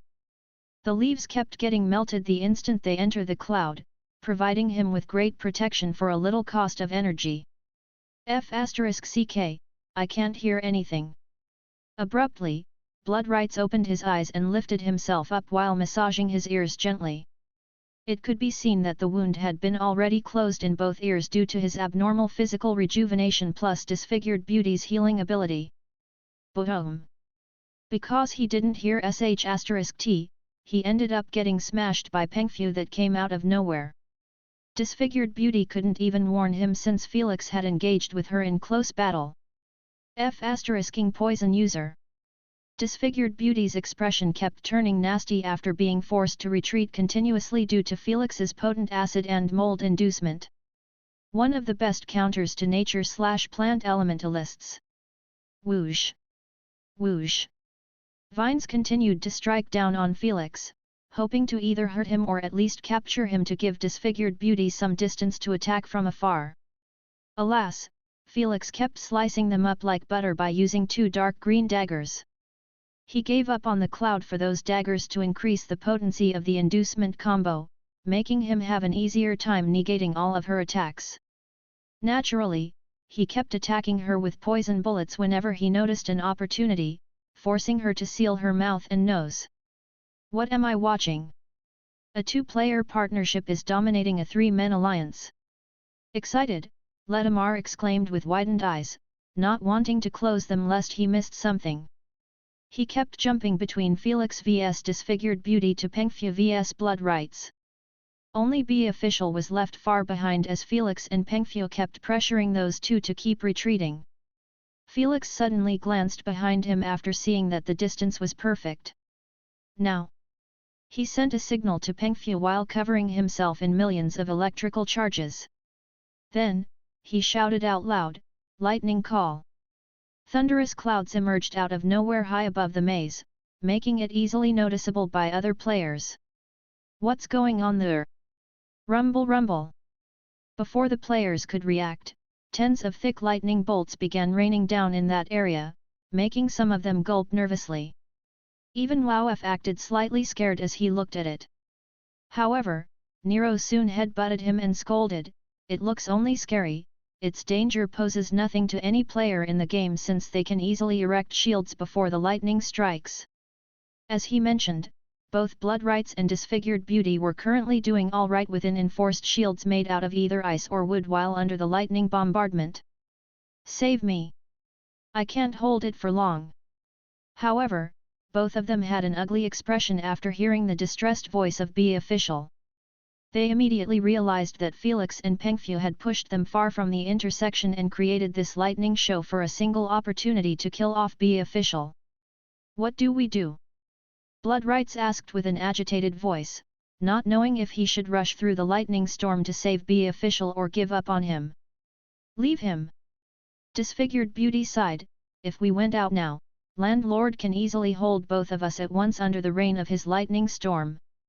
As she said, Felix wasn't even next to B official but actually standing like a lightning god with his hands in his pocket right in the center of the storm. He was waiting for them to leave their shells with a faint cold smirk on his lips. He wasn't just posturing for the win but actually absorbing the lightning bolts that landed on him to store it within his body. He truly wanted those two to leave their shells as he prepared a gift that they would never forget. Unfortunately, the thunderstorm had faded away with one last scream from B official, who was being plummeted to death like a cockroach by Pengfu. Unlucky for him, he didn't have a surrender coupon. "May you rest in peace in the spirit realm." Pengfu brought his palms together and bowed respectfully towards B official's corpse, which appeared like a pasted bug in a car's front window. This was the glaring weakness of mentalists. The moment they receive a backlash, they would be even weaker than commoners. Unfortunately for B official, he ended up meeting with Felix and Pengfu. Both players had ample protection against mental attacks unlike some players like Battle God Orca and the Giant Hebra. While Pengfu was clearing his dirty fists, Felix was confronting Disfigured Beauty and Blood Rights with a casual look. "You still wanna have a go? UF***er, don't get too cocky, you just caught us by surprise." Blood Rights huffed chilling breath from his nostrils as he gazed at Felix murderously. His drawn-out sharp daggers and teeth were an easy indication that he wanted nothing more than to devour Felix's flesh. However, he was being detained by Disfigured Beauty's vines, as she couldn't afford to have him lose his shit and attack them. "Let's leave. Our battle has been loud and long enough. We don't know if other players will sneak up on us when we are vulnerable." Disfigured Beauty said to Blood Rights as she retreated slowly. F***ckk. So embarrassing. Blood Rights knew that she was right, making him even more pissed that they were played by those two. "We will meet at the center again. Make sure to arrive there in one piece." Blood Rights threw one last hateful remark before sprinting after Disfigured Beauty. "Whew! At least they are not idiots." Felix sighed in relief as he wiped his sweaty forehead. He truly didn't desire to continue this fight to death since the results wouldn't be pleasant for both parties even if they won. If Disfigured Beauty's squad surprise ambush worked, then it would have been another story. But since it failed, they could only lay low and wait for another opportunity. No one forgot that the final goal was to leave the maze, not die in it. Let's move, big guy. I will lead the way. Felix patted Pengfu's knee as he walked in front. Oh, you have a better idea on the fastest path to the center. Intrigued, Pengfu asked as he used his bamboo staff to scratch his wide back. Does he bring this bamboo staff to scratch his back? Asna asked speechlessly after noticing that he didn't use it against blood rites at all. Something like that. Felix answered both of them at once with his eyelids twitching. Cool, you really seem full of surprises. Pengfu smiled as he offered a fist bump to Felix. You are not too bad either. Felix smiled back as he bumped his fist. The fight went perfectly as he planned in a few seconds due to Pengfu sticking to his role without questions asked. If it was any other player with an inflated ego due to his racial status, he would never bother taking Felix seriously. Thankfully, the Pandians were known for respecting and accepting all life forms in the universe, making Pengfu truly a good ally for Felix. As they were sprinting and blowing up boxes again, the viewers were feasting on the fight replays like they never had eaten something so delicious before. However, their excitement soon began to fade away and confusion began to build up yet again after spotting Felix utilize lightning spears. It seems like he entered the third stage of replacement by using another lightning-based beast. That's kinda disappointing. I believed that he will use a new element for each stage of replacement. Haha, you are asking too, mate, my friend. Having 3 high elemental affinities is already too much. True, I kinda forgot how rare it is to be born with many affinities after seeing him pop a new element in every stage of replacement. While the human viewers already reached their conclusion that was the most logical, the Primogenitor's council was as silent as a graveyard. No one spoke, no one commentated on the fight. They simply kept staring at Lady Sphinx with widened eyes, expressing their absolute disbelief. Unlike humans, they knew that it was impossible for Thor to agree to replace his bloodline with another weaker version so Felix could gain other lightning abilities. This left them with only one conclusion. Felix was using too limited manipulations and Lady Sphinx had made it happen. Chapter 634, The Quiet Before the Storm. Without warning, most primogenitors teleport to the empty seats next to Lady Sphinx, making her get encircled by them. Easy there, guys. Lady Sphinx said, smiling. Easy my ass. This is Huog. Erebus's shadow form began to flicker, expressing his agitation or excitement. Your intelligence truly keeps astonishing me with each groundbreaking successful research you release. Cherif complimented with a heartful laugh, spewing bits of magma everywhere. Most primogenitors nodded their heads in agreement, feeling too hyped up about Lady Sphinx's research. When they saw Felix use a limited manipulation, they were astonished, but they weren't interested that much in getting it since all their champions had won as well. But 2? That's a different story. Imagining their champions capable of manipulating 2 elements was a massive bonus to their strength. I know what you guys are thinking and I suggest that you drop it. Lady Sphinx shook her head as she burst their bubble. I won't divulge my method to anyone no matter what price you pay. Just as the primogenitors were about to get displeased by her firm rejection, she added, however, I can promise you that my method works only on humans since they are a neutral race without any bloodline affiliation to us. The primogenitors' displeased expressions eased up at the sound of that. They could see that Lady Sphinx was honest in her response. This was what made them slightly disappointed since they believed that Lady Sphinx had managed to solve this dilemma that existed for eons. The fact that primogenitors' descendants or anyone related to them couldn't inherit 2 manipulations at the same time wasn't a lie.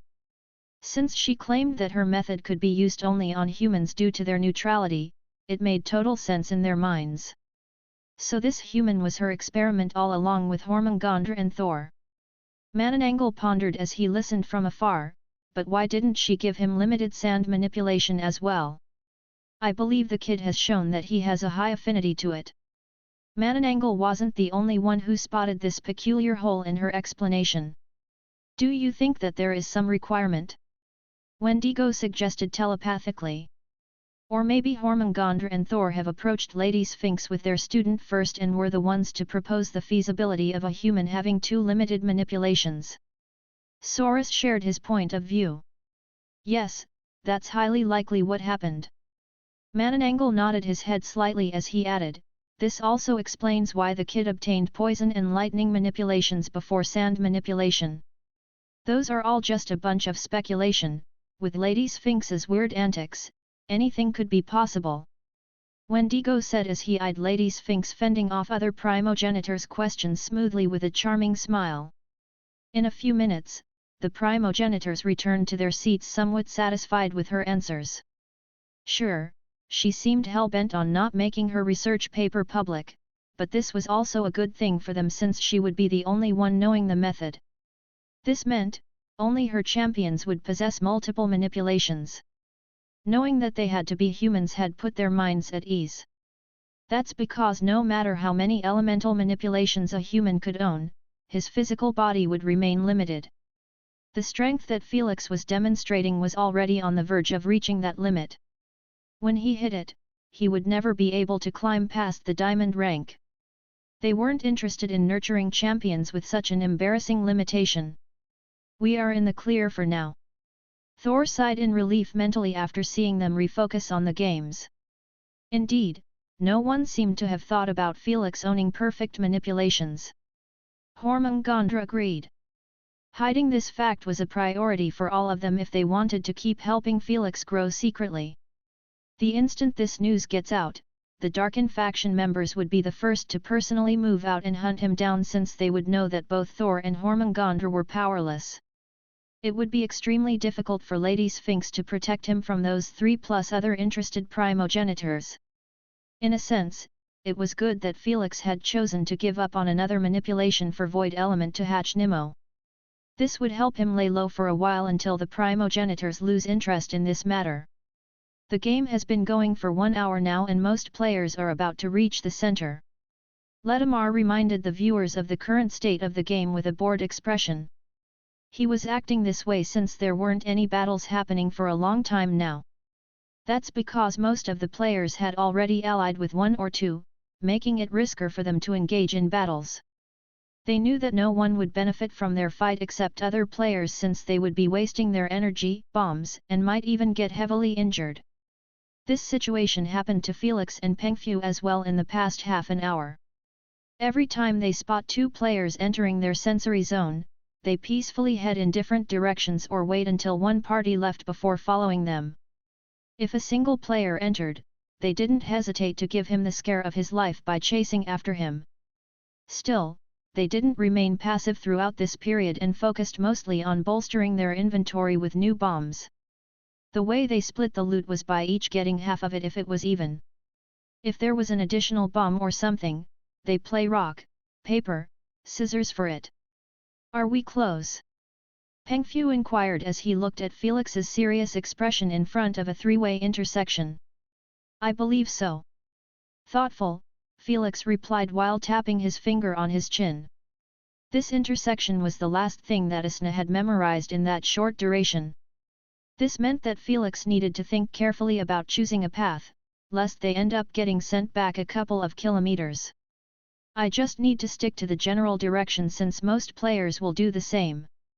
Felix decided to not overthink it or guess randomly. In his opinion, it was much better to follow the general direction since it meant that other players would be on it, making it easier to save on bombs as they follow in their footsteps. In other words, the paths would be already cleared out of boxes for them. Felix knew that it would hinder their treasure hunt greatly since only empty boxes would be left behind. Nevertheless, Felix didn't give a crap anymore about the chests but simply get to the center as fast as possible. Their inventory was already packed and he had already found the bomb that would help him blow the black box in case he reached there first. Boom boom! Upon hearing an explosion occurring nearby the center of the maze, Felix stopped dilly-dallying and sprinted in the path leading east. Hopefully, there will be a deadlock between parties when they reach the center. Felix wished with a stern expression. He didn't want them to start the fight before he reached there since someone could blow the black box and sneak inside the exit within the chaos. Just like he asked for, the first players to arrive at the center didn't make any rash moves. Wowf's Nero, the traitor, Merc Seeker, Toxin Fang, the putrid corpse, and Bloodlust are the first to reach the center of the maze. Ledamar highlighted a picture of each one of them on the screen before adding excitedly, "It seems like our boredom will be sated with one final battle royal." The viewers all exploded into a cheering frenzy after realizing this fact as well. They could see that the remaining players would reach the center in a few minutes max unless they were stupid enough to change their directions. Since there were still 20 players left in the game, the center of the maze was going to be turned into a war zone. It was a good thing the center of the maze was immensely wide and connected with tens of narrow paths. The only thing that stood out in it was the giant black cubic box. As for the arrived players, they were all hiding in the shadows. No one dared to make a move. It was clear that whoever was bold enough to sprint towards the black box would get ganged up badly by all parties. "Bro, I think we can handle their abilities if we rushed to the center and planted our 5 superior bombs," Wowf suggested telepathically as he eyed the black box. "We shouldn't risk it," Nero said with a serious tone. "We don't know if Landlord is hiding somewhere, waiting for us to do so." "Hehe, I don't want to sound mean, but how can he even hurt us with those weak abilities of his?" Wowf asked with a chuckle. "Did you forget that he opened a F***ing legendary chest?" Nero headbutted Wowf to wake some sense into him. "There is a high chance of him possessing a nuclear bomb. If we reached the black box and he threw it at it amidst the chaos, I don't know if our defenses will hold against it." Nero was smart enough to feel threatened by the nuke. That's because it was written in the rules that anyone who got caught in its explosion zone would die instantly, literally. He wasn't planning on testing his monstrous defenses against it. Chapter 635, Screwing Up the Timeline Again. A few minutes later, Felix and Pengfu had finally reached one of the paths leading to the center. They could see the black box from afar, yet they didn't rush to it. They remained hidden behind a wall in that path, leaving at least 100 meters between them and the exit of the path. "Do you see anyone?"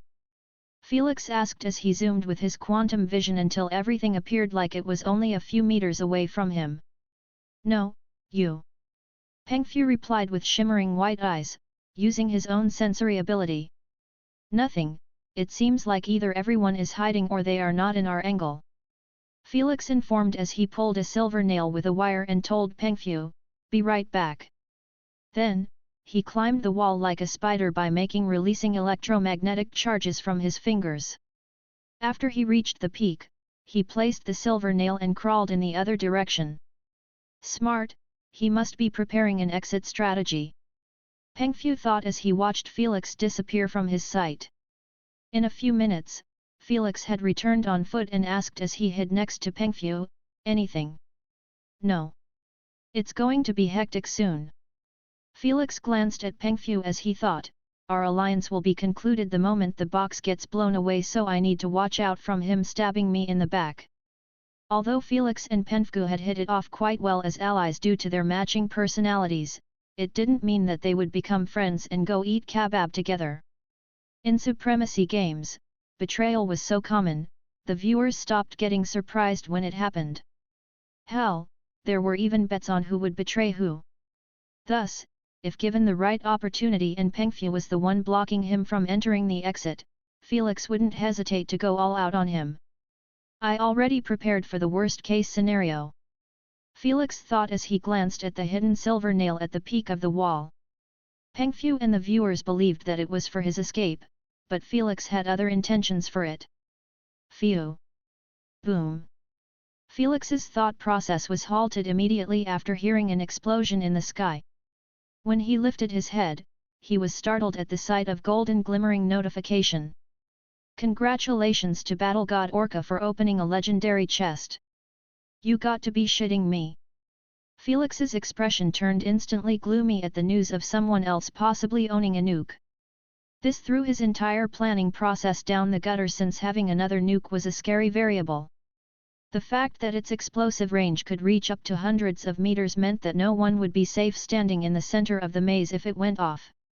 The other players reacted much worse than Felix at the news, since one nuke was already scaring the shit out of them. Now they had to watch for two? Still, no one retreated in fear. They were confident of escaping from the explosion range if they saw the bomb before it exploded.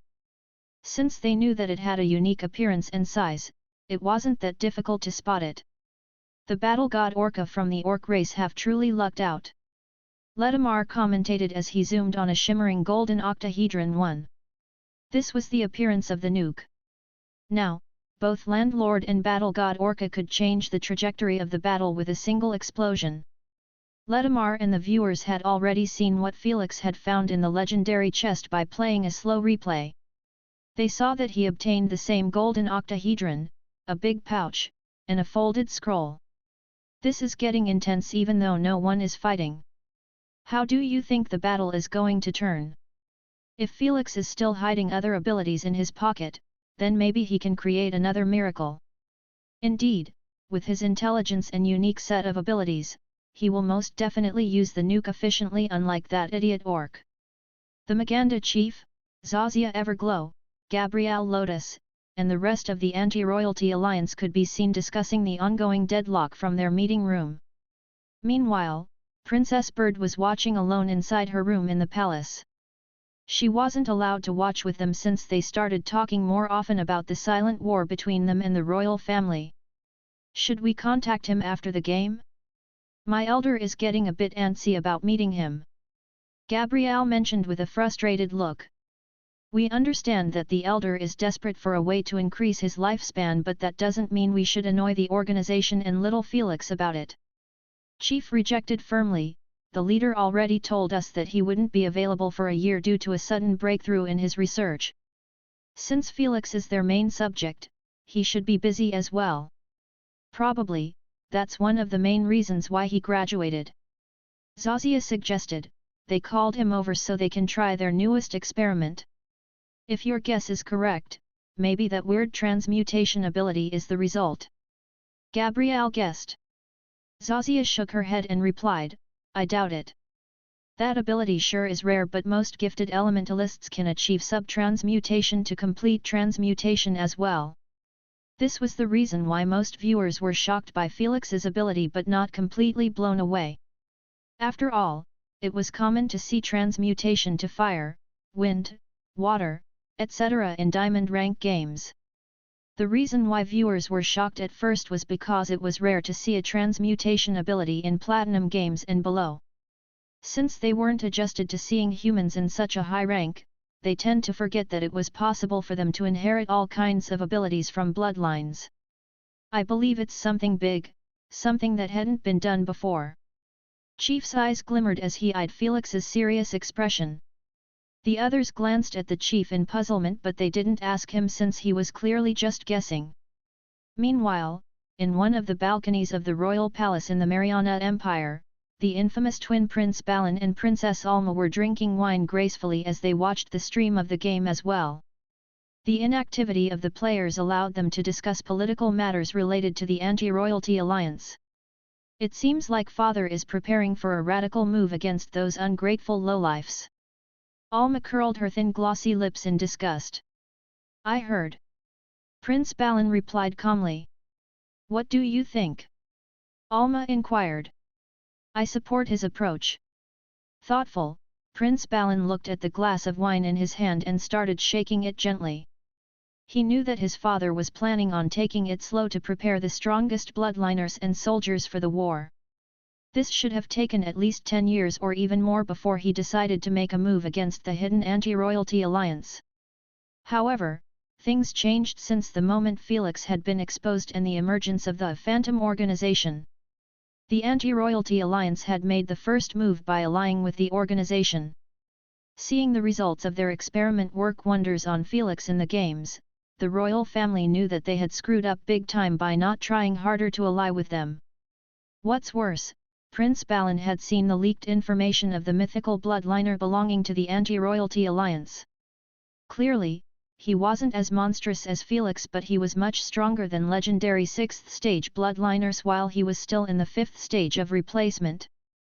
Naturally, one bloodliner wouldn't mean anything, but what if the organization was able to mass-produce the bloodlines and offer their allies tens to hundreds of bottles in the next upcoming years? What if Felix or more subjects from the organization keep getting stronger and decide to join the war as well? In the eyes of Prince Balan, waiting for this to happen would be the most idiotic decision ever made. The Emperor clearly thought the same, as he planned on striking first instead of waiting for the anti-royalty alliance to get stronger. If only the war system wasn't changed with the establishment of the Supremacy Games Alliance, we would have steamrolled them with all of our troops decades ago. Princess Alma voiced her complaint. It can't be helped. Prince Balan shook his head. The alliance was created for the sake of turning real wars into virtual wars to avoid unnecessary genocides, the destruction of limited resources, and finally entertainment. Princess Alma knew that he was right, but that didn't ease her annoyance one bit. Let's just hope that the anti-royalty alliance agrees to our declaration of war. Princess Alma wished. Prince Balan looked at her and smiled widely. They will definitely agree to it, since the moment they reject it, they won't be able to declare war on us for at least 500 years. Those withered old fogies don't have even half that time to live. This rule was erected to protect both parties. If a stronger country declared war on another member of the SG Alliance, the weaker country had the right to refuse it and remain protected by the alliance. However, the moment they reject it, they would not be able to declare war on that country for half a millennia. It was done like this so the weaker country wouldn't be able to declare war on the stronger country when it feels like it was ready. That's because the stronger countries/nations/empires were forced to accept the war declaration from smaller nations to avoid having a monopoly on resources without anyone to take it from them. That's why the anti-royalty alliance wasn't rushing to declare war on the royal family. They knew that their declaration would be accepted and they should take their sweet time preparing for the war.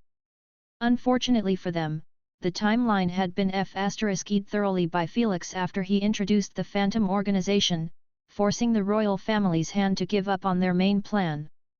The war that was meant to start 15 years from now was going to blow at any given moment unbeknownst to anyone. When do you think father will make a move? Princess Alma wondered. Probably in a year or two. Prince Balan glanced at the sky and said, even if he is trying to rush it, that doesn't mean he will start it without finishing some of his preparation. Princess Alma nodded her head in understanding. She knew that it was going to take a lot of time to take down those three superpowers at the same time. The war is won before it started. What father is preparing for is to completely destroy them without suffering too many causalities. Prince Balan smirked. This show of power will help us regain our lost reputation and make the hundreds of leeches in our territory accept falling into our ruling again. It was a known fact that the Mariana Empire was the weakest empire in the Milky Way galaxy. While other empires had almost complete control over who entered and leaves, the Mariana Empire was like a public free market. Anyone with ambition and a bit of strength could come and erect his kingdom over a small solar system. With time, those kingdoms grow bigger and stronger until they become a force to reckon with. Just like the Everglow kingdom that was ruled by Zosia's uncle or the Federation. It was clear that the royal family didn't want to simply win the war but regain their absolute control over their territory and return to their glorious golden age. Felix was absolutely clueless that his actions had finally started to change the timeline at a galactical level. A war that should happen in 15 years or so was about to start in about 2 years. The timeline as he knew it would completely change due to the far-reaching ripples of this war. This would affect his memories of his previous life big time, making most of them almost useless. After all, when a galactical war starts, the entire universe tune in to watch it. A 3D shape that appeared like two pyramids connected from the base. Chapter 636, Battle God Orca and Hebra. A couple of minutes later. Almost all players had arrived at the center of the maze. Ledamar was aiming the camera on every new addition to the silent party. Disfigured Beauty and Blood Rights have finally found their way. Ledamar commentated as he showed those two hiding behind a wall that was just a bit further from Felix's position. When they retreated from Felix's fight, they were forced to find another path lest they end up meeting again. Only Battle God Orca and Hebra from the giant race had yet to arrive. Ledamar's eyelids twitched after seeing those two make a full circle twice after entering the same path like morons. The viewers weren't surprised by this as both orcs and giants didn't have the best memory or intelligence out there. Though, they make it up with their monstrous physical strength that surpassed any player in this game, uncanny rejuvenation and ultra instincts. Why do I feel like we have walked through here before? Hebra scratched his beardy chin in puzzlement as he looked around him. He was 5 meters tall and appeared like a giant version of a Mr. Olympia with his bulky and well-toned exposed muscles. You think so too? Orca spoke with a furrowed brow as he stopped walking at once before an intersection. He was slightly shorter than Hebra but his green muscles were just as packed. Let's pick the left path this time. Orca suggested as he walked towards it. Hebra followed after him without complaint. Finally, if they kept going in this path and turned left, they will reach the center. Ledamar facepalmed as he sighed, not knowing how to react at the realization that those dum-dums actually owned a nuke. Wait, maybe it's a good thing. Ledamar smirked cunningly, the other players are too patient and smart enough to wait for others to make a mistake, but those two do not share those specifics. Ledamar was right in his assumption since the orcs and giants were known for their straightforwardness and lack of patience. So when they reached the center, the deadlock was bound to break sooner or later. After a few more minutes Orca and Hebra finally made it to the center. However, no matter how dumb they were, they still knew that it wasn't smart to dash to the black box as soon as they arrived. What now? Hebra inquired telepathically while peeking with one eye at the black box. I am thinking. Battle God Orca sat next to him while resting his chin on his palm, appearing like he was contemplating the truth of the universe. Alas, a few moments later, he started massaging his temples with an irritated expression. Too much thinking, brain hurts. Battle God Orca wasn't faking his pain. Orcs truly suffer from complex thoughts due to the small size of their brains. That's why they prefer handling everything with their fists. How about we throw the nuclear bomb at the black box and make it explode after 1 second? Hebra suggested while scratching his bald head. Then what? Battle God Orca raised his eyebrow in intrigue. Run towards the exit as fast as possible after the explosion. Idiot. We might be tough but we are not faster than most players here. Battle God Orca still had some common sense as he rejected Hebra's plan. But we can resist most abilities thrown at us compared to others. Hebra added while pumping his bulky chest. Battle God Orca had to agree with that notion. If there was one thing that he was confident about was his defenses and resistance to elements. So, if the players tried to stop them by using elemental abilities, he could literally dash through them while suffering minimal injuries, unlike other players. How will I know that you won't attack me after we do this? Battle God Orca narrowed his eyes at Hebra, remembering that their partnership contract will break the moment the black box gets blown up. Hebra titled his head and answered, we can change the terms to stay as allies even after the black box gets blown up. So we turn it into a fair race to the exit. Battle God Orca liked the idea since he knew that he was slightly faster than Hebra. I guess so. Seeing that Hebra was cool with the plan, Battle God Orca didn't hesitate to adjust the contract terms and forward to it. Hebra signed it under the eyes of the confused viewers, who had no idea what they were discussing all this long. Just as Ledamar wanted to switch the camera from them to other players, his finger froze in its way after he spotted Battle God Orca beam the golden hectagon bomb. It's starting! He shouted excitedly as he fixed his sitting posture. The viewers were CK'd as well to see that finally someone was brave to make the first move.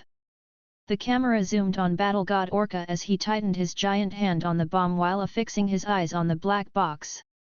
He took a deep breath and requested the Queen to set the timer at 1 second. Before the Queen could confirm it, Orca pitched the bomb as hard as he could. Boom! The sound barrier got blown up by the bomb's speed, forcing all players to drop their discussion and stare at its source. When they spotted the golden shimmering hectagon bomb glued to the black box, shivers coursed on their spine. High doses of adrenaline started pumping in everyone's bodies, making them able to spot the timer on the bomb. 0.4 SEC. Crap. F***CK. Move. Everyone instantly pulled back their heads or jumped behind the nearest wall with terrified expressions. They were smart to react this fast, as the moment the nuke went off, the entire center of the maze was engulfed within a white blinding sphere. Yet it kept advancing until all the paths connected with the center had been enveloped as well. Then, boom! The explosion noise finally caught up, shaking the players in their positions. Some of them had their ears ruptured while some were fast enough to protect them from the sound waves. Thankfully, the explosion withdrew as quickly as it appeared, leaving no aftermath behind besides the disappearance of the black box. When the players realized that the hellish heat had disappeared, they all opened their eyes while clutching their racing hearts and bleeding ears. Even though they didn't see the explosion, the deafening sound of it and the heat it produced were enough to make them understand that the system didn't bullshit them. They would instantly die if they got caught inside the explosion. Your alliance contract has been voided after the destruction of the black box. Abruptly, the Queen notified all the parties who had at least one ally. Shit. The first thing everyone did was pop defensive abilities instinctively while jumping away from their allies. Felix and Pengfu did the same. Thud thud thud. However, before they could reconstruct their thought process, everyone looked at the center of the maze after hearing rapid heavy footsteps. When they spotted Battle God Orca and Hebra sprinting as fast as they could towards a humongous wide-open gate, they felt their hearts sink instantly. F***CK, who said that orcs and giants were dumb? We have been played by them. Felix's expression hardened after realizing that Battle God Orca and Hebra had planned for all of this. In his mind, he believed that Battle God Orca and Hebra had changed the terms of their contract to stay as allies even after blowing the black box, unlike them. Because their alliance contract was broken, naturally no sane player would leave his back in the open next to his ally that wasn't held down by the contract. Since almost all players were allied with each other, it meant they wouldn't risk putting themselves in such danger to go all out and stop those two from reaching the gate. This was a brilliantly simple plan that didn't cross Felix's mind since he was focusing on complex plans to outsmart other players. Unbeknownst to him, those two didn't actually think that far ahead. Phew. The executioner tried his best to stop them by swinging his wind katanas rapidly in their direction. His attacks weren't visible, but Hebra and Battle God Orca's bodies began to showcase long light gushes, caused probably by thin wind blades. Alas, those light wounds didn't even slow them for a split second. The executioner didn't just attack them and remain still but actually chased after them as fast as he could. However, since he was hiding far away from the center due to being a solo player, everyone believed that one of the giants would exit the maze before him. Is this how the game is going to end? Ledamar was completely flabbergasted by the sight of those two giants getting closer and closer to the gate while most players were frozen in their positions with their guards up. Even the primogenitors were left speechless by the unexpected turn of events. The dumbest players in a puzzle format game were going to clutch the victory under the eyes of two champions? They wouldn't have considered it even as a joke. Chapter 637, for Exonia. You guys are underestimating my cute champions a bit too much. Aspidicelone smirked as he watched Wauf's Nero aim both of their hands at Battle God Orca and Hebra. Then, a torrent of brown mud burst out of their palms and reached those two almost instantly. However, both Battle God Orca and Hebra managed to evade it quite easily due to their enhanced reflexes. They might be stupid, but their battle instincts were honed to the limit. Haha, it's my win. I can't believe my plan worked. Battle God Orca laughed smugly in his mind as he eyed the humongous gate that was merely 10 meters away from him. Just as he planned on jumping through it instead of continuing his sprint, the flood of mud that missed them had turned into a thick hardened brick wall. "Ha, what a joke!"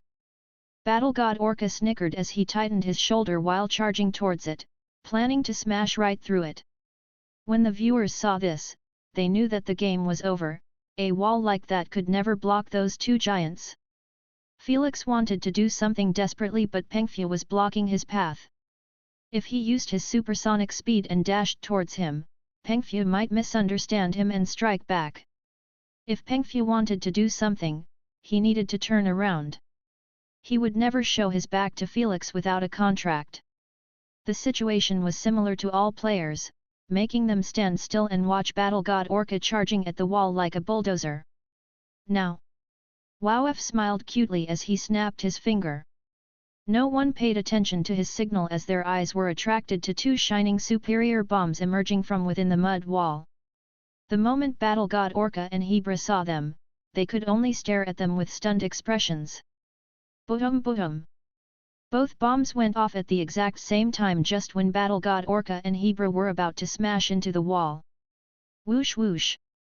Both of them were so close to the bombs, they were hurled far away akin to sandbags by the immense shockwave. In the end, they were stopped by the walls before dropping into the ground. Smoke rose from their bodies as well as a pungent smell of flesh burnt to crisp.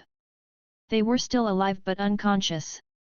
Taking an explosion of two superior bombs only a few inches away was more than enough to blow anyone to smithereens.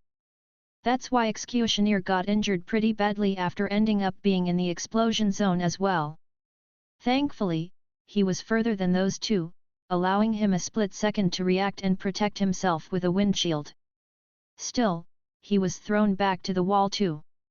Meanwhile, the viewers and the players went quiet at once, leaving the stadium as silent as the night in the desert.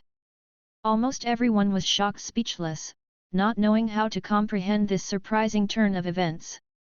They had no idea that Nero had sneakily placed those two bombs within his mud. So, when the mud got solidified as a wall, the system registered it as such, allowing the bombs to go off at such a critical moment. It was truly a master-class move. Let's go! Taking advantage of the players' daze, Nero shouted in his mind as he withdrew his head and limbs within the shell. Only Wowf's head was left in the open as he started spewing a flood of slimy mud in front of him. The moment he did so, their turtle shell started sliding on the muddy path rapidly heading towards the unprotected gate. It's my win! Aspidicelone smiled gleefully as he watched his champions getting closer to the gate while the players have just broken from their shock. Not in my watch! The executioner shouted furiously after bouncing back up with some serious wounds on him. Still, he waved both of his katanas in front of Wowf's Nero. Hush! Everyone thought that he wanted to hit them, but in fact, his attack resulted in the creation of a massive wind gale that was strong enough it blew the muddy path into oblivion. Create a tunnel. This forced Wowf's Nero to change their method since they couldn't slide on the hard ground as fast as in the mud. So, what they did was to quickly create a hardened half-cylinder around them that acted as a shield but resembled a tunnel. Sure enough, the gale force was blocked by the tunnel, allowing Wowf to restart spewing mud yet again and slide on it. Yet, this didn't faze the executioner. Don't fail me again, please. He closed both of his eyes as he alienated his wind katanas above each other while leaning to the side. Wind gales began to shape up around him on their own, creating a stellar scene that allured everyone's attention. Nitoriu, space-splitting storm blades. Then, he murmured to himself as he swung both of his katanas in a single beautiful motion. It was slow enough the viewers managed to see the katanas reach the other end. This confused everyone since executioners always swung them as fast as he could. Slice! Before the viewers could react, the space in front of the tunnel suddenly got split into two halves. Astonished, the viewers' mouths were left agape as they eyed the newly emerged 3 meters chaotic space tier. What the F***ck is that? Wowf cursed with a hint of fear as he eyed the magnificent space tier. His reaction was shared by everyone watching as they had never seen such an ability getting performed ever. Wind elementalist splitting space. No one had imagined that it was possible. Alas, the space tier was as real as it gets. Wowf's Nero's body that was being pulled towards it with the crumbles of the tunnel was enough proof. Slow us down! Nero yelled with a terrified tone. This was one of the first times he actually got afraid for his life. He never got scared when getting encircled by many players, he never got scared when a salvo of abilities raining down on him, and he never got scared even against a diamond rank player. All of this was due to his absolute confidence in his shell defenses and dragon scales. But, in front of an actual space tier? He knew that their defenses were going to be useless since they would be literally sent in a random dimensional pocket. Didn't think I will see one of Rocky's signature moves get used here. Hormungandr raised an eyebrow in surprise as he watched Wowf's Nero create massive boulders and hold into them to slow their speed. When Hormungandr saw the executioner the first time, he knew that he was one of the youngest descendants of Rock, the wind primogenitor. But, he didn't expect that he would have such a high purity of his bloodline to actually be able to split space itself by using wind. A blade technique only Rock and his main descendants were capable of pulling it off. Cough cough. It seemed like the executioner didn't master it since he immediately started coughing blood while leaning against his katanas for support.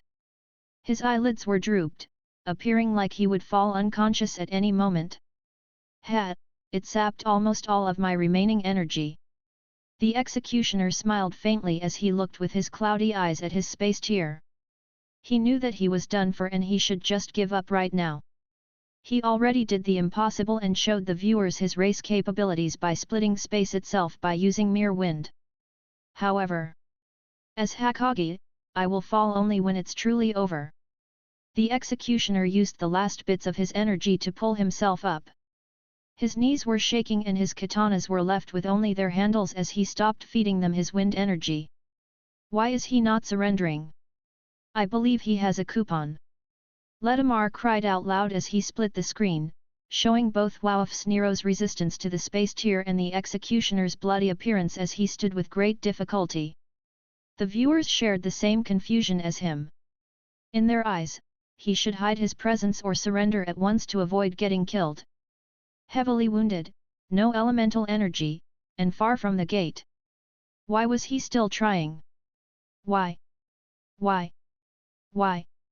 The Xeneans viewers from all over the universe tightened their fists as they displayed intense emotions while looking at the executioner's miserable state. Some of them teared up but none of them shouted for him to give up. Why? Because Hokages would never surrender without trying everything. For Xeneaa. With one intense roar and bloodshot eyes, the executioner used every last bit of elemental energy he got to push himself in the air. The viewers were stunned. The primogenitors were silenced, the Xeneans teared up as they saw his body getting pulled like a frail corpse towards the space tier. By now, everyone had realized his insane Hail Mary to win this game. He was using the space tier to get closer to the gate. If he was lucky, the space tier will disappear before devouring him. With the momentum, he would be hurled straight inside the wide open gate since the space tier was in front of it. But if he was unlucky? His body would get frozen solid the moment he entered the dimensional pocket. Felix wasn't the only one willing to risk his life with insane plans. Chapter 638, The Most Dangerous Player in the Game. Disclaimer, sorry for the delay. There was power outrage in the area. W_W. He is crazy. Wowf exclaimed in disbelief as looked behind him and saw that the executioner was approaching them rapidly. Since they were focusing entirely on slowing themselves up, they didn't dare to try and stop him. However, they soon realized that they were facing less resistance. When they looked at the space tier, they were stunned to see that it was starting to repair itself. For them, it happened at the worst possible moment since the executioner had just crossed over their heads. The space tier had nothing to do with the executioner anymore since it was an aftermath of his ability, not the ability itself. That's why everyone called him insane, since he was literally relying on luck instead of being able to close it on his own. Luck seemed to favor him this time as the space tier got closed shut a mere few meters before he crossed the other side. Now? He had a clear pathway to the exit under the disbelieving looks of the viewers and Webnovel. Those two knew that not a single ability at their disposal would be fast enough to block him when he was merely a few meters away from the gate. Phew. Alas, just as the Exonion's eyes began to widen in exhilaration, a green arrow, a blood arrow, icy spear, energy bullet, and lastly, a lightning spear all bombarded the executioner at the same time, managing to propel him away from the exit just a few inches away. Thud. Thud. The executioner's bloody body rolled 3 times on the ground before lying still. The camera automatically zoomed on his face, showing that his eyes were closed shut while his mouth kept spewing blood like a water tap. No one knew if it was from the bombardment or he was actually unconscious since the moment he used all of his energy to push himself in the air. They didn't waste time thinking about this as the scene on the big screen sent goosebumps on their skin. Disfigured beauty holding a bow, Bloodright's chilling palm, the vampire bloodlust having his hand transmuted into blood, Pengfu's body emitting white aura, and Felix's arm turned into lightning beacon as he aimed at the gate. All of them had an expression of relief. Those were the only players quick enough to fire their abilities and hinder the executioner from winning the game. As for the rest of the players, they started emerging one by one from the paths into the wide-open center. It might feel like a long time had passed, but in reality, from the moment Nuke went off to this moment, only 6 seconds had gone by. Orca, Hebra, and the executioner all have fallen in those 6 seconds. Now? It was finally time for the alliances to join the fun. Looking at the alliances still hanging with each other, it seemed like they had taken advantage of the time that the executioner had bought to sign another contract with different terms. Retreat. Webnovel didn't hesitate to create shields around themselves and head back to the walls after seeing that they were being surrounded by 17 players all aiming at the gate. They had difficulty entering the gate with just the executioner hindering them. Imagine what would happen to them if they took a step forward in this current situation. Whew! Finally a breather. Ledamar wiped his sweaty forehead and sat on his seat after seeing that the players weren't making any rash moves but just assessing the situation. So much had happened in the past few seconds, he really wouldn't have been able to comment a thing if he wasn't a retired SG player. Meanwhile, in the maze, the players kept sizing each other up with their guards heightened to the max. Besides Webnovel, everyone had a partner, making it easier to watch each other's backs. Still, it was flawed greatly in Felix's eyes and the others. I need to worry about Pengfu racing to the gate while leaving me in the middle of a fight. Felix sneaked a peek at Pengfu before eyeing the gate again. The contract they signed was rushed and basic due to the circumstances. It gave them an ease of mind that their allies wouldn't directly backstab them, but it left plenty of indirect ways. First, I need to save the executioner before the battle begins. Felix thought as he glanced at the executioner's motionless body. Although he was an opponent, Felix owned him a big solid after he stopped Webnovel from winning the game. Naturally, he knew that he didn't do it for him, but still his ass was saved by him. How about we remove the executioner's body from the field? Felix decided to be straightforward and voice his suggestion to everyone. He knew that no one in platinum rank would be that stingy to greed for a couple of hundreds of game points after eliminating the executioner. I second that. The vampire bloodlust lifted his hand in a graceful manner. His ally Merkseeker nodded his head in support without lifting his head. Soon, the traitor, Toxin Fang, the putrid corpse, and the rest of the players started lifting their hands one by one in agreement until only Webnovel, Disfigured Beauty, and Bloodrights were left. It seems like Webnovel held grudge against the executioner while the other two held it against Landlord. Ledamar commentated, "Too bad, the majority had decided." In high-ranked games, those kinds of votes were taken extremely seriously by the players since their reputation was counting on it. I will do the honor. So, when everyone saw Felix walking towards the executioner casually, no one aimed at him, and they weren't worried that he would use the executioner as an excuse to exit the maze. If anyone dared to break it or pull a fast one, he would be disgraced publicly, and worst of all, he would be targeted by every player in his future games. That was the same as a death sentence in high-ranked games. It was cool to betray your ally, it was understandable to do everything to win a game, but the moment a vote like this gets held, one should have the dignity to hold it true. Naturally, this kind of civilized vote happens almost only on high-ranked games. Well played, you were really close. Felix said in admiration near the executioner's ears after lifting him on his back. Without glancing at the others or trying anything sneaky, he walked towards the empty path behind Pengfu and placed the executioner's body next to a wall. Get some rest. Felix patted the executioner's shoulder while fixing his hat to hide his bloody face. Then, he walked back to Pengfu and gave the players, who agreed, a head nod in appreciation.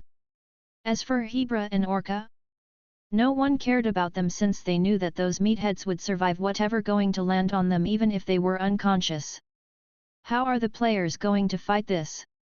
Ledamar mentioned with a serious tone, there is no time limit in the game, but if everyone remained passive for too long, the Queen will be forced to take drastic measures to force them to fight.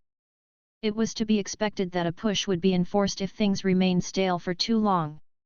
After all, the viewers paid a lot to watch those high-ranked games and be entertained by them, not wasting half a day watching statues. Unbeknownst to the viewers, the players weren't just standing there and staring at each other. They were actually talking telepathically. Everyone was involved in the discussion besides Felix and Pengfu. As long as Landlord has that nuke, I will not take a single step forward. Bloodlust expressed his opinion with a poker face. Same. Me too. We saw its destructiveness and I don't blame either of you for thinking this way. Disfigured Beauty mentioned, that's why I propose handling him and Pengfu first. So you suggest a secret mega alliance? Yes. It will be voided the moment we get rid of him. I am in. Nero didn't hesitate to accept being part of it.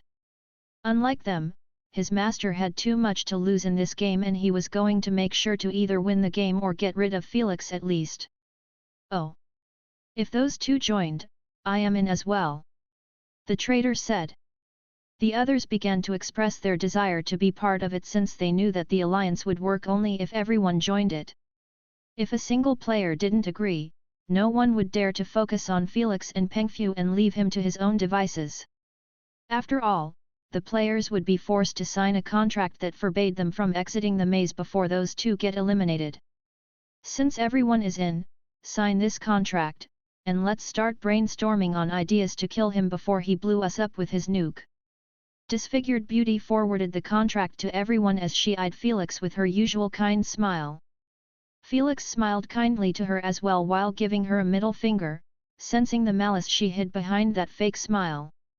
Disfigured Beauty giggled at his insult, but she didn't retaliate back as she was in the middle of planning with everyone on how to take him down. How about we throw all of our superior bombs in his direction at the same time? Wowf suggested.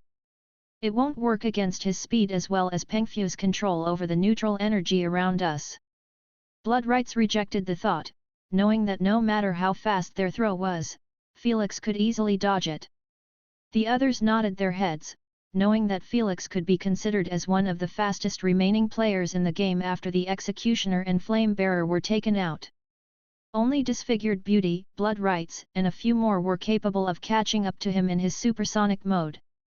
That's not the speed I meant. Bloodright's eyelids twitched as he disclosed, the bastard is capable of traveling at the speed of light. Speed of light? What? Are you being for real?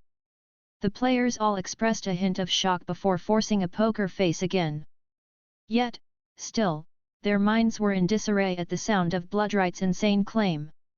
In their eyes, having the ability to travel at the speed of light meant that Felix should have already won the game. Why would he remain standing there when he could reach the exit faster than a heartbeat? Chapter 639, Getting Found Out. Unfortunately, he is not lying. Disfigured Beauty supported, I was there when I saw him teleport from his position to another faster than the blink of an eye. I didn't see exactly how he did it, but I believe that he had utilized lightning transmutation. Bloodrights added. Some players agreed with his notion as they had watched Diamond Gamers and saw that lightning elementalists were capable of teleportations by turning themselves into electricity and moving through conductors. The most famous style was using wires just like Felix. So, we need to bombard the gate with destructive abilities the moment we notice that he was about to throw something. Bloodlust inquired. Yes. Disfigured Beauty agreed as she kept her eyes affixed on Felix while having her arrows already ready for launch. No wonder you keep looking at him only. The players chuckled nervously after realizing that Felix would have already won the game if Disfigured Beauty wasn't keeping him in check. Felix was extremely irritated by her attention, but he never showed it on his expression. If it wasn't for her, he would have hurled a bomb to the gate while having a wire attached to it. Then, teleport next to the gate easily and win the game. Too bad, with Disfigured Beauty's unconditional attention, the moment he did so, she would use destructive abilities to cut off the wire. Since only items made out of common material were allowed in the games, his wire would snap immediately. Prepare yourself. Felix informed Pengfu with an expressionless face as he took a quick glance at Battle God Orca and Hebra. Although his primary plan was ruined, Felix had already moved to Plan B. Mon, when are they going to fight already? I really hope they don't stay like this for hours, I have a job to attend. King pussies. Orca and Hebra are 10 times braver than them. Unbeknownst to the frustrated viewers, a mega alliance had already been set and the plan to take down Felix and Pengfu was coming to an end. Everyone knows their part in the plan. Disfigured Beauties asked as she narrowed her eyes at Felix after spotting a slight movement inside his pockets. She didn't know what he was doing with his hands and she didn't want to find out now after already erecting a good plan. So, she told everyone to move at 3. 3, 2, 0. Arg. My lower back. CK, this hurts. Out of nowhere, 2 pained growls echoed in the silent open field, attracting everyone's attention to the source instinctively. It turned out to be Hebra and Battle God Orca had just regained their consciousness at the same time. They actually recovered from those serious wounds that should have been more than enough to keep someone in bed for months. SZLZLZLZZL. Before Disfigured Beauty and the rest of the players could react to this sudden variable, chills coursed on their spine after they heard the familiar noise of electricity raging. Fire. Disfigured Beauty didn't even turn her head to Felix before she shooted 3 arrows at the gate. The moment they reached it, they exploded and turned into hundreds of sharp little leaves, storming the gate and its surroundings. When Disfigured Beauty finally turned to the gate, she saw that her leaf daggers had managed to hit nothing. It can't be. Bewildered, Disfigured Beauty looked at Felix's previous position and realized that he was gone with Pengfu. She thought that Felix would have taken advantage of their slight distraction to send a wire at the gate and teleport to it. That's why she used her external manipulation to change the shape of her green arrows into those sharp daggers, so she would have a higher chance of cutting off the wire before he teleports. But in reality, help! They are on us! Felix and Pengfu had actually targeted the nearest players to them, Bloodlust and Merc Seeker. The viewers were jolted from their boredness at the sight of Felix and Pengfu going all out on those two. What's going on? Why did Landlord and Pengfu make the first move on players instead of on the gate? Ledamar was just as startled as the other players, who had no idea what to do now. The plan they worked hard for to ambush Felix was totally ruined, making them confused about their next move. King hell! Help us already! Merc Seeker bowled furiously while getting absolutely owned by Pengfu. He was a water elementalist from the fisherman's race, making him excel in crowd control and defense. However, his water abilities were almost useless against Pengfu as he shielded himself with a skin-tight barrier. This protected him from getting touched by water as he kept striking down on Merc Seeker with fists made out of neutral energy. Still, his condition was actually much better than Bloodlust, who got struck right in his chest by Thor's ordnance while he was distracted before. Thor's ordnance sure was useless against Flame Bearer due to his dragon scales, but against vampires? It created a gaping bloody hole in Bloodlust's chest immediately. Felix took advantage of his successful ambush and started pressuring Bloodlust up close with his electrical field, forcing him to continue retreating inside the path behind him. Mercseeker was in the same boat. It didn't take even a few seconds before the four of them disappeared from the center of the maze under the bewildered looks of the viewers and the players. What's going on here? Battle God Orca murmured to himself while fixing his dislocated shoulder casually. He thought that the game or his life would have been over after he lost consciousness. Yet, the moment he woke up, he was met with this image of players frozen in their places while some were fighting away from the exit. The shit was too confusing for his brain. FCK. They must have figured out our alliance. Nero cursed out loud with veins popping on his forehead. He didn't know how they found out about their alliance, but he was certain about his guess. After all, nothing could explain Felix and Pengfu's trust in them to not aim for the exit while they were isolating Bloodlust and Mercseeker away from them. If they knew about their alliance, it was to be expected that a condition must be met before the contract gets voided, allowing them to enter the maze's exit. It was obvious that the only reason why a mega alliance would be erected was to get rid of the most dangerous player in the game, in this case, Felix with his nuke. This is the only plausible explanation. Bloodrights agreed with a twisted expression, feeling infatuated about being played twice in a row by them. While most viewers were still ignorant about the current development, Ledamar was smart enough to reach this conclusion just like the other players due to his experience as a veteran player. Especially, when he heard Nero's out-loud burst about their alliance, helping him clear all the fog. I don't know if Landlord or Pengfu had planned this, but whoever did it truly is a mastermind. Ledamar commentated in admiration. They even timed their move with Battle God Orca and Hebra gaining consciousness, since they knew that the players would be in a disarray whether to chase after them or protect the gate from those two variables. In addition, the alliance was probably built on the premise of killing Landlord. This meant, no one is going to accept staying away from the gate and go hunt them down. Sure enough, the players' lack of movement was because they were worried that the moment they kill Felix, they would be too far from the exit, unlike their allies who were left to protect the exit from Battle God Orca and Hebra. Since the contract would be voided the moment he dies, their allies would have no reason to wait for them to arrive. So, it might seem like the players were idiots for not taking advantage of the opportunity to hunt down Felix, but in reality, they knew exactly what they were doing. Ha ha ha ha. My boy really grabbed them by the balls with a single move. Thor laughed loudly while clapping his hands in delight. I have to admit that his move is truly brilliant, however. Aspidicelone smiled, the players have already found the best way to counter it. Sure enough, Disfigured Beauty and the rest all pointed their abilities at Hebra and Battle God Orca and threatened with a cold voice, either join us or die. Hey! Battle God Orca and Hebra took a step back in shock after seeing that they were being cornered against the wall by everyone. Speak! Yes or no? Bloodrights yelled at them after hearing another distressed call from Mercseeker. Time was out of the essence. He knew that if Bloodlust and Mercseeker got eliminated, they would lose track of Felix and Pengfu. That's a horrifying thought, since they would be forced to split and chase after them.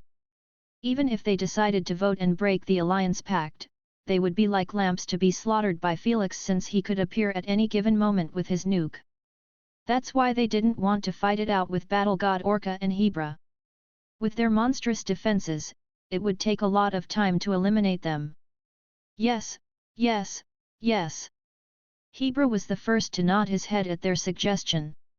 Battle God Orca agreed after him, knowing that it was the smartest decision if he didn't want to lose his life. After they signed the contract, Disfigured Beauty lowered her bow as she asked telepathically, Mercseeker, Bloodlust, you guys are good. No. I surrender. Alas, the only response she received was a monotonous cry delivered by the Queen. Before Disfigured Beauty could respond, a chilling notification was sent to every player in the Alliance. Alliance member Bloodlust has been eliminated. A moment later, a second notification followed before the players could regain their wits. Alliance member Merc Seeker has been eliminated. The players looked at each other with widened eyes, not daring to believe the notifications. 2 veteran Platinum rank players fell within a couple of seconds? What kind of sorcery is this? They all thought with dumbfounded expressions. Chapter 640, Uncanny Synergy. They knew that Pengfu and Felix shouldn't be underestimated, but this was still way too fast.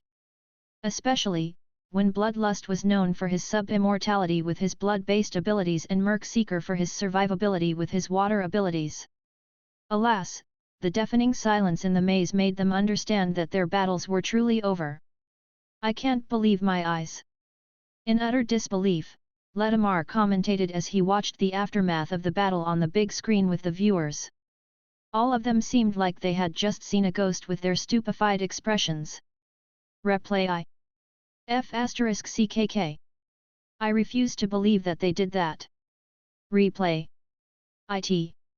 Out of nowhere, the stadium exploded into shouts and yells, requesting a replay of the battle.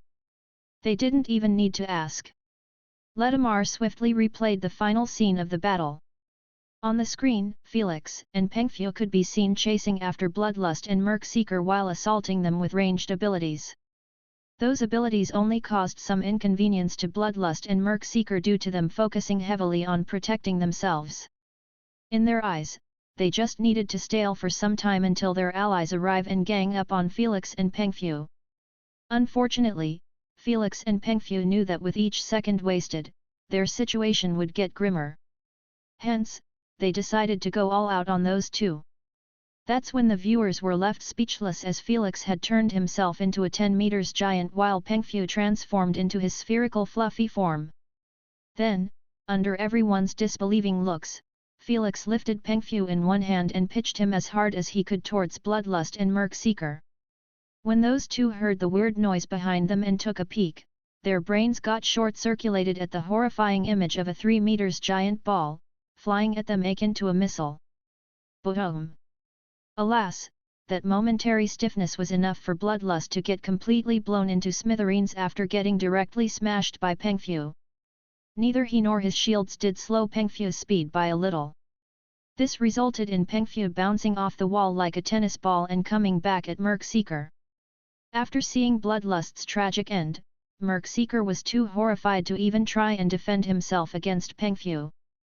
Thankfully, he had a surrender coupon in his possession, making him activate it right before Pengfu collided with his water shield. Thud thud thud. Finding no target, Pengfu bounced a few times against the walls before releasing his limbs in the air and landing on his butt next to Felix. Never again. I rarely rolled at such a high speed while colliding with objects. Pengfu complained as he massaged his temples to ease his dizziness. I thought you will enjoy it. Felix chuckled as he dusted his palms while shrinking to his original size. You don't know how hard it is for me to harden my flesh at the perfect moment while rolling at such a high speed. Pengfu kept complaining. Good job, good job. Felix didn't give him hard time or tease him anymore as he knew that he was right. If Pengfu wasn't able to soften and toughen his body at his desire, he wouldn't have been able to bounce like that on walls. It would have been impossible for Felix to hurl Pengfu with that kind of speed if he wasn't able to do that. That's because Pandians' bodies were always in a soft state like a marshmallow.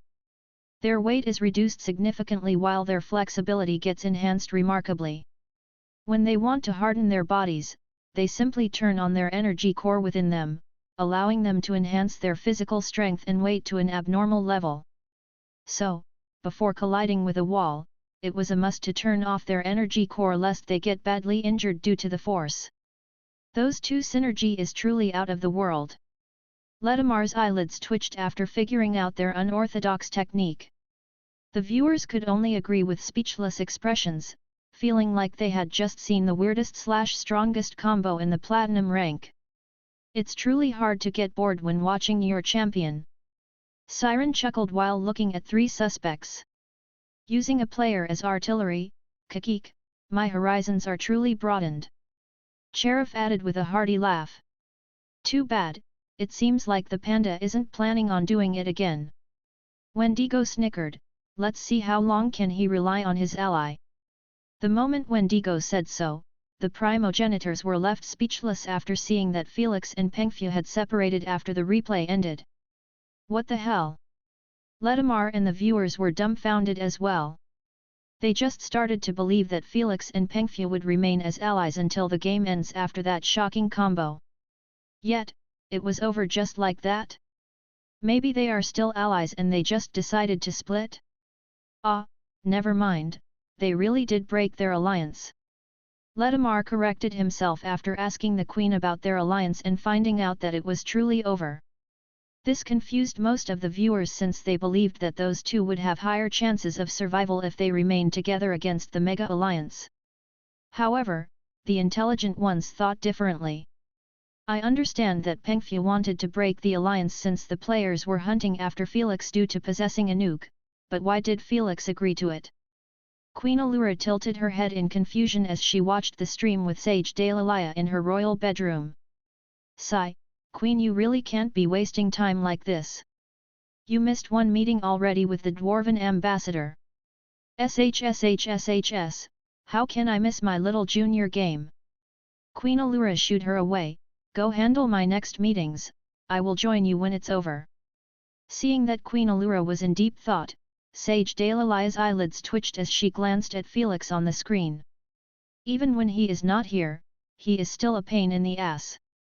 Sage Dalilah exited the room, leaving Queen Allura to think out loud, why did you break it, little junior? This question confused the other quick-witted viewers as well. They knew that an alliance couldn't be broken unless the majority had voted in favor. This meant Pengfu was stuck with Felix until the end of the game since their alliance could break only when one of them had exited the maze. Felix had literally freed Pengfu from the hassle of being targeted by the Mega Alliance. What's worse, the viewers knew that Felix would act as the perfect distraction for Pengfu. After all, they would be aiming at him specifically, giving Pengfu the chance to sneak back to the center if he got lucky. Just like they thought, the Mega Alliance all moved at once to locate Felix after splitting into teams made out of 2 players. Since 15 players remained, this meant that Felix was currently being hunted by 7 parties. As for the last player, he was left behind to protect the gate. That player was actually Wowf's Nero. They were standing next to the gate while spewing a flood of mud continuously from their palms and feet. The mud kept spreading around the gate in a controlled circular motion. It was clear that they planned on taking advantage of their situation to set up an Earth domain for them. Bro, are you sure we should be staying here instead of helping them? Wowf complained, we even had to sign a term to block us from exiting the maze for 5 minutes after they kill him. Naturally, the players would never leave Wowf's Nero near the gate without being certain that they wouldn't pull a fast one on them. While you were wasting your time with your stupid catalogs, I was studying Landlord's previous games thoroughly. Nero narrowed his eyes dangerously, in all of them, Landlord almost never made a move without planning 10 steps ahead. His strategic mind and cunningness is too frightening. Nero warned Wowf, against those players, you never know when and where did you become part of their plan. Are you saying that everything that happens and is currently happening is part of a larger scheme? Wowf raised his eyebrows in surprise. I don't know for sure, that's why we need to think simple and keep our eyes on what truly matters. Nero smirked as he glanced at the gate behind him. In this game, no matter what he did, he will need to leave the maze first if he wanted to win. Nero's decision was truly the smartest one to take. That's because he was right, Felix was always 10 steps ahead of everyone. He didn't get rid of Pengfu for no reason. They must be searching for me around the center by now. It's time to kickstart the third part of the plan. Felix smirked faintly as he sprinted in the opposite direction of the center. The viewers thought that he was just trying to run away blindly, but in reality, Felix had a destination to reach. Chapter 641, Sneaking Back. Any news? Disfigured Beauty inquired as she galloped further and further away from the maze with blood rights. Nothing up north. South is clear as well. I am already 100 meters away from the CENT. Wait, I just spotted Pengfu. Where? And what about landlord? Bloodrights asked. Western zone. No sight of landlord. We are chasing after Pengfu right now. His response threw everyone off as they didn't expect that those two would separate like this. F***CKKK. Bloodrights punched the wall in anger, not liking their decision one bit. After all, they would be forced to split their forces even further. You guys keep chasing after Pengfu no matter where he goes, okay? Disfigured Beauty said, no need to engage him, just keep him under your vision. F***CK that, if he crossed the 4 kilometers mark, we will be returning. Fair enough. Disfigured Beauty agreed to their proposal. After all, no sane player would want to put too much distance between him and the exit. The instant Felix gets eliminated, the game would return to a battle royal and they would be too far away to participate. Why does it appear like Pengfu is baiting those two away? Ledamar knitted his eyebrows as watched the ongoing manhunt. The insightful viewers spotted the same thing as well from the way Pengfu controlled his pace to keep himself always in the 35 meters zone between him and his hunters.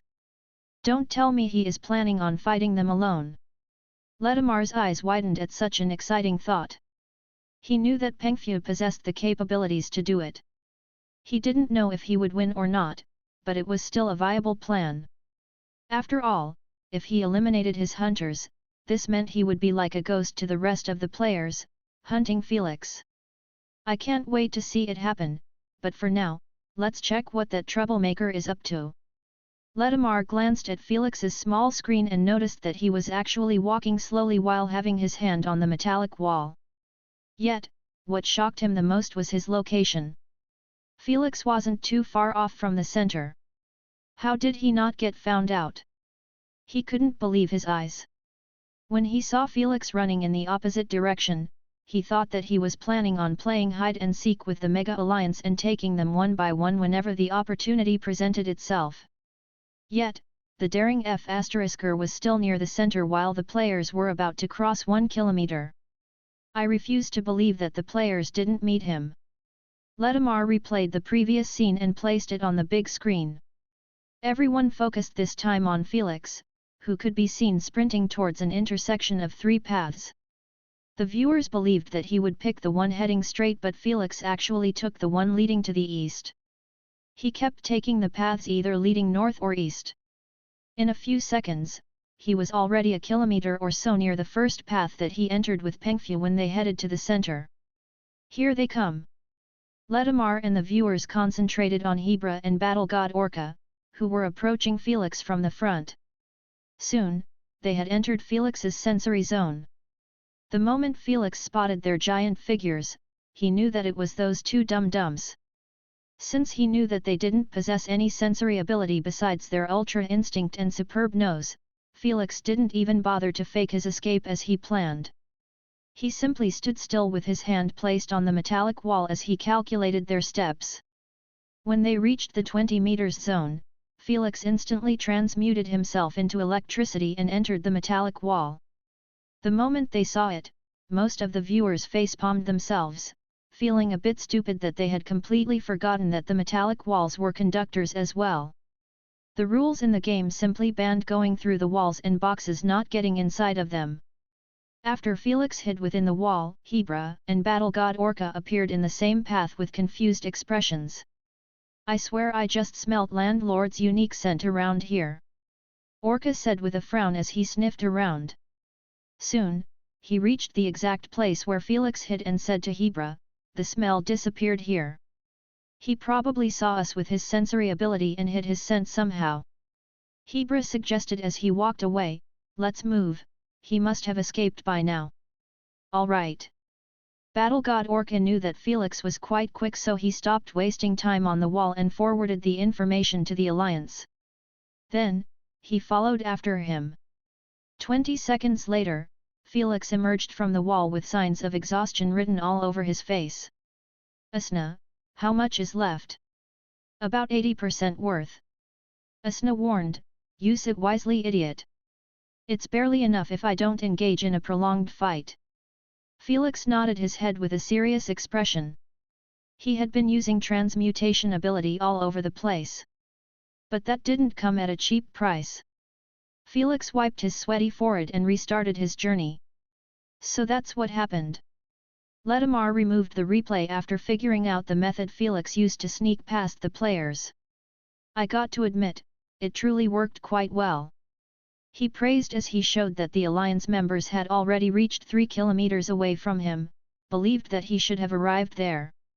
But in reality, Felix had already reached his destination. He stood near a wall that was a kilometer away from the center of the maze. Then, he started climbing it quickly until he reached the peak. There you are! Felix smirked faintly as he touched the silver nail that was attached to the wall. Before the camera could change the angle to show what he was holding, Felix transmuted into electricity and entered the wire. The camera automatically followed him, showing that he had suddenly emerged on the peak of another wall. This. Ledamar and the viewers were shocked to see that the wall was connected to the path leading to the center. In a sense, he had already arrived at the center almost instantaneously by using the wire path. Without it, he would have needed to walk at least 2 kilometers due to the complexity of the paths. This is a bit scary. Don't tell me he already planned to use the wire path like this from the start instead of an escape route like we thought. I believe he created it for both reasons. His mind truly works in a different way. The viewers truly felt a bit frightened when they kept seeing how Felix's plans came along perfectly. F***ck, I thought they will chase after me. Meanwhile, Felix couldn't help but curse in his mind after he noticed Wowx Nero standing before the gate that was covered in a coat of mud. Felix knew that the Alliance would have left 1 or 2 to protect the gate and he already had a plan in mind to deal with them. However, Wowx Nero were different due to their dragon breath and earth elemental manipulation. They were the best at wasting time, especially when they had already created a muddy environment, allowing them to manifest abilities from a distance almost instantaneously. Since the mud had almost covered the entire open field, Felix knew his mobility would be hindered immensely. As for throwing bombs at the gate, they would be devoured by the muddy coat, making them unable to explode. This left Felix at his wit's end. I have at best 30 seconds to exit the maze before others rush here after they signal them. Felix knitted his eyebrows. With their defensive preparations, my previous plans are now useless. I don't want to be in landlord's position right now. Ledamar commentated, Wowx Nero's abilities truly counter his elements heavily. Felix already knew this. His poison abilities would be easily blocked by the mud while his destructive lightning abilities would merely blow the mud into smaller pieces but not get completely rid of it. As for attacking Wowx Nero personally, he understood that he didn't possess a single ability to kill them. That's right. In his practice runs, he made fight simulations against an AI dummy that was almost a perfect copy of Wowx Nero. Everything that they showed in the games was installed in the dummy. As he fought the copy, Felix had realized that he could never win a 1vs1 no matter what technique, ability, combo, or strategy was used. They were invincible against him. Using poison from afar? It wouldn't work against their dragon breath. Using it up close as he did with Flame Bearer? It wouldn't work as well because their reversed dragon scale was on their back, which was protected by their F***ing shell. Lightning or physical attacks also failed because of their unbreakable shell and their dragon scales that absorb most of the force. Usually, Felix would come up with a unique method to break their invincibility somehow or someway. Alas, he truly tried everything and failed in those practice runs. The fact that he didn't even manage to kill an outdated version of Wowx Nero was enough proof that he would fail yet again to harm the real deal. So, his plan was to avoid fighting them and simply focus on winning the game. He didn't give a shit about a fair fight. In his eyes, winning the bet for Lady Sphinx and the Elders came as a priority. I may not have enough strength to hurt him, but the nuke will do the trick. Felix narrowed his eyes dangerously as he came up with a plan that would guarantee him the win if he pulled it off successfully. It was extremely risky since if it failed, he would have no choice but to use the surrender coupon or perish. Chapter 642, Wits over Fists I. After taking a few more seconds to think of his plan thoroughly and split it into phases, Felix nodded his head slightly to express his readiness. Then, he beamed a cubic black bomb and rolled a wire on it. Felix peeked again with one eye and saw that Wowf's Nero were still focusing on filling up the center with mud while glancing around them from time to time. He waited a few more seconds for the perfect opportunity, then activated his supersonic mode as he exposed himself in the open. Whoosh! Felix leaned forward and sprinted on the straight path as fast as he could to gain momentum. Before Wowf's Nero could respond to the noise of electricity, Felix hurled the bomb in the air, aiming at above the gate specifically. Just as the bomb was going to cross the gate, Felix transmuted himself into electricity and entered the wire before emerging instantly next to the bomb. Lightning call! Felix lifted his hands in the air and summoned the mega thundercloud right above him and the gate. The entire sequence happened so fast, neither Wowf's Nero nor the viewers managed to react before the thundercloud had already formed. Rumble rumble! Thunderclaps resounded boomingly in the maze, forcing every player to turn around and gaze at the mesmerizing grey clouds with a stupefied expression. No one dared to believe their eyes, but the rumbling noise of thunder made them swallow their intense emotions and accept this unbelievable situation. Return to the center now! Bloodrights roared with veins popping in his neck. He wanted nothing more but to slay the party that F***ed up and allowed Felix to sneak back to the center, but he reeled in his murderous emotions and simply sprinted as fast as he could towards the center. Disfigured Beauty and the rest also didn't say anything as they focused all their attention on their speed. However, their ugly expressions made it obvious to their fans that they were beyond pissed. Rumble rumble! Meanwhile, the lightning bolts had just begun raining down on the field, creating a truly breathtaking scene but horrifying nevertheless. Cover us! Nero ordered as he withdrew his head inside his shell. Wowf lifted his palm that was spewing mud and manifested a large hardened umbrella. He connected its base with the mud field, making it possible to regenerate almost immediately every time a lightning bolt landed on it. Thud thud! It sure worked like the perfect shield, leaving Wowf's Nero to focus on Felix, who was still suspended in mid-air. How exactly? He used his electrical pull ability on the nearest opposite walls, then he manipulated the lightning arcs to move from his palms into his waist. This freed his hands, allowing him to move on to the second phase of his plan. Felix covered his hands in a small pitch-black poisonous mist, then he beamed 2 bombs in his hands. The mist automatically covered the bombs, making it almost impossible to discern their shape even with vision abilities. After all, his pitch-black inducement was so dark, it was able to absorb the light. Oh no! Wowf's heart skipped a beat in fear at the scary implication of Felix throwing unknown bombs at them. How would they know which one was a nuke and which one was a weak bomb? Get your shit together, bombs are useless in our mud field! Nero screamed at Wowf as he prepared to breathe his dragon flames at Felix. In his eyes, the best defense is offense. Felix's current position made it obvious that he would have a difficult time dodging his dragon breath. However, before he could commit, his eyes widened in shock after spotting Felix hurl one bomb after another at areas that were recently struck by lightning bolts. Only now, did Nero understand Felix's wicked plan by using lightning call. Phew phew! Alas, it was already too late. Because Felix was in supersonic mode, Wowf's Nero and the viewers could only stare with shaken spirits at the sight of him pitching bombs akin to a machine gun. 5, 10, 15, 20. Before they could spot a bomb, they see 2 others flying in another direction. He was emptying his entire inventory on the field. The scariest part was that all of them were covered with the poisonous mist. Try to block them! Nero shouted at Wowf as he pulled a deep breath until his throat had bloated up. Then, he didn't hesitate to breathe crimson deadly fire at Felix. Felix didn't even flinch at the incoming hellish flame that could turn him into a burnt toast. He simply placed his left arm in front of him and ordered, size manipulation, left arm, x4. Almost immediately, his arm grew big enough that it had covered his torso, appearing like a meaty shield. SHSHSSHS. The instant the fire landed on it, sizzling noises began to resound in the area, resembling chicken getting fried.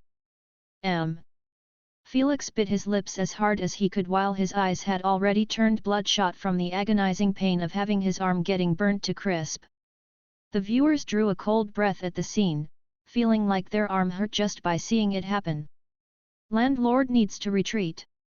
The moment his arm get turned to ash, the fire would reach him. Boom, boom, boom. Ledamar managed to announce only this comment before his voice was completely engulfed in a symphony of mismatched explosions. The bombs were finally set off. The viewers instantly switched their focus to the sheer beauty of such colorful chaos and anarchy. Boom! Nero was forced to stop his dragon breath after a superior sound bomb had exploded somewhat nearby. The shockwaves were strong enough that it blew both of his eardrums as well as Wowf's. FCK. He touched his bleeding ear as he cursed painfully.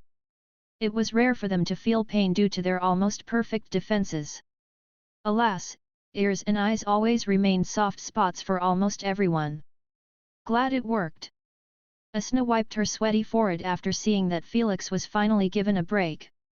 She knew that he threw his last superior sound bomb at the nearest exposed area to them because it was going to cause some damage unlike the rest of his bombs. Arg! Felix groaned painfully as he cut off his own arm willingly. It was beyond saving and would merely waste his time if he tried to heal it. After he sliced it, he closed the wound and observed the mayhem below. What a mayhem it was! There were bombs that kept spreading chilling blue air, freezing the bits of mud around them. Some of them had spread flammable liquids before igniting them, creating raging fire. There was even a bomb that actually left behind hundreds of brown vines moving like snakes. Yet, the weirdest bomb of them all was the time-slowing bomb. Felix had gotten one after opening an epic chest found by Pengfu.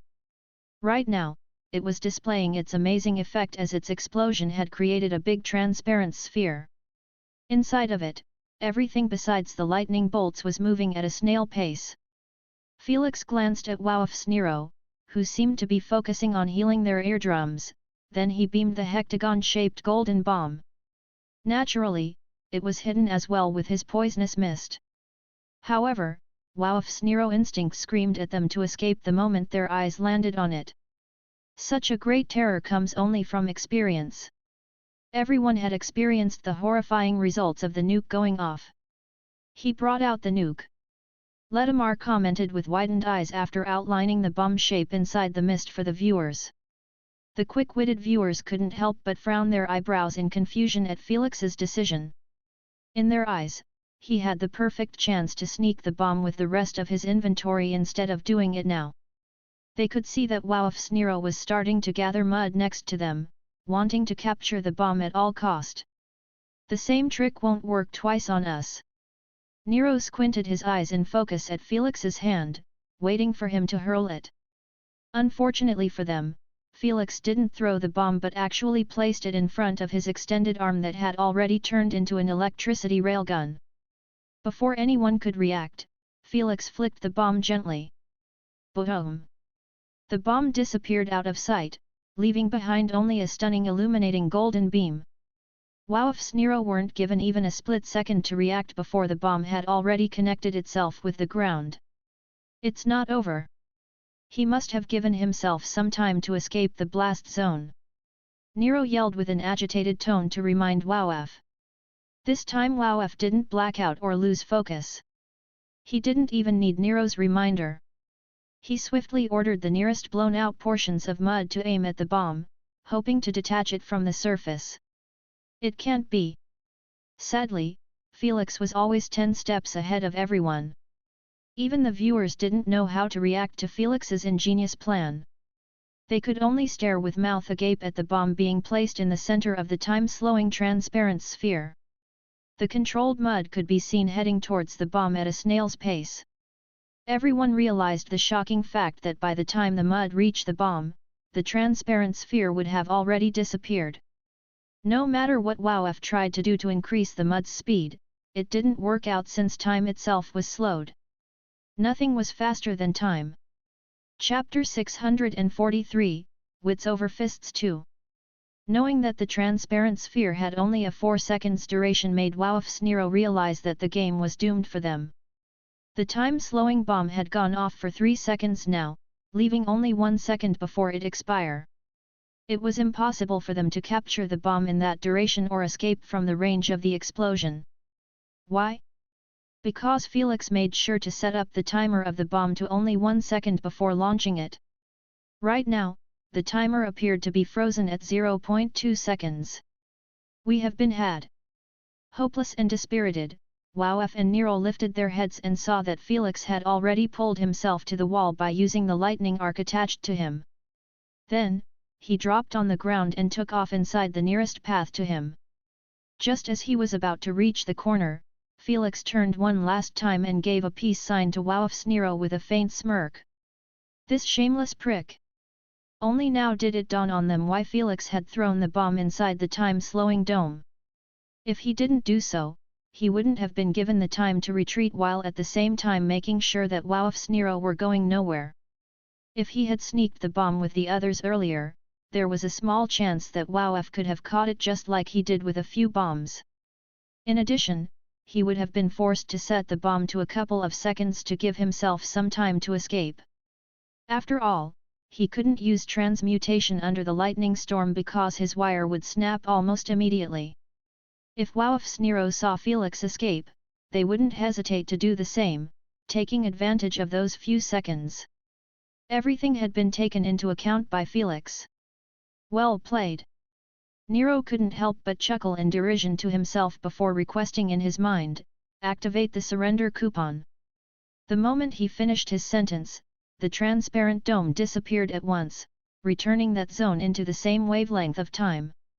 The frozen 0.2 seconds finally moved, reaching 0 almost instantaneously. Faster, faster! Just hold on a little, guys. We are almost th. The ongoing telepathic communication between the other players had gone silent the moment they saw the sudden emergence of a growing white mushroom in the center of the maze. Boom!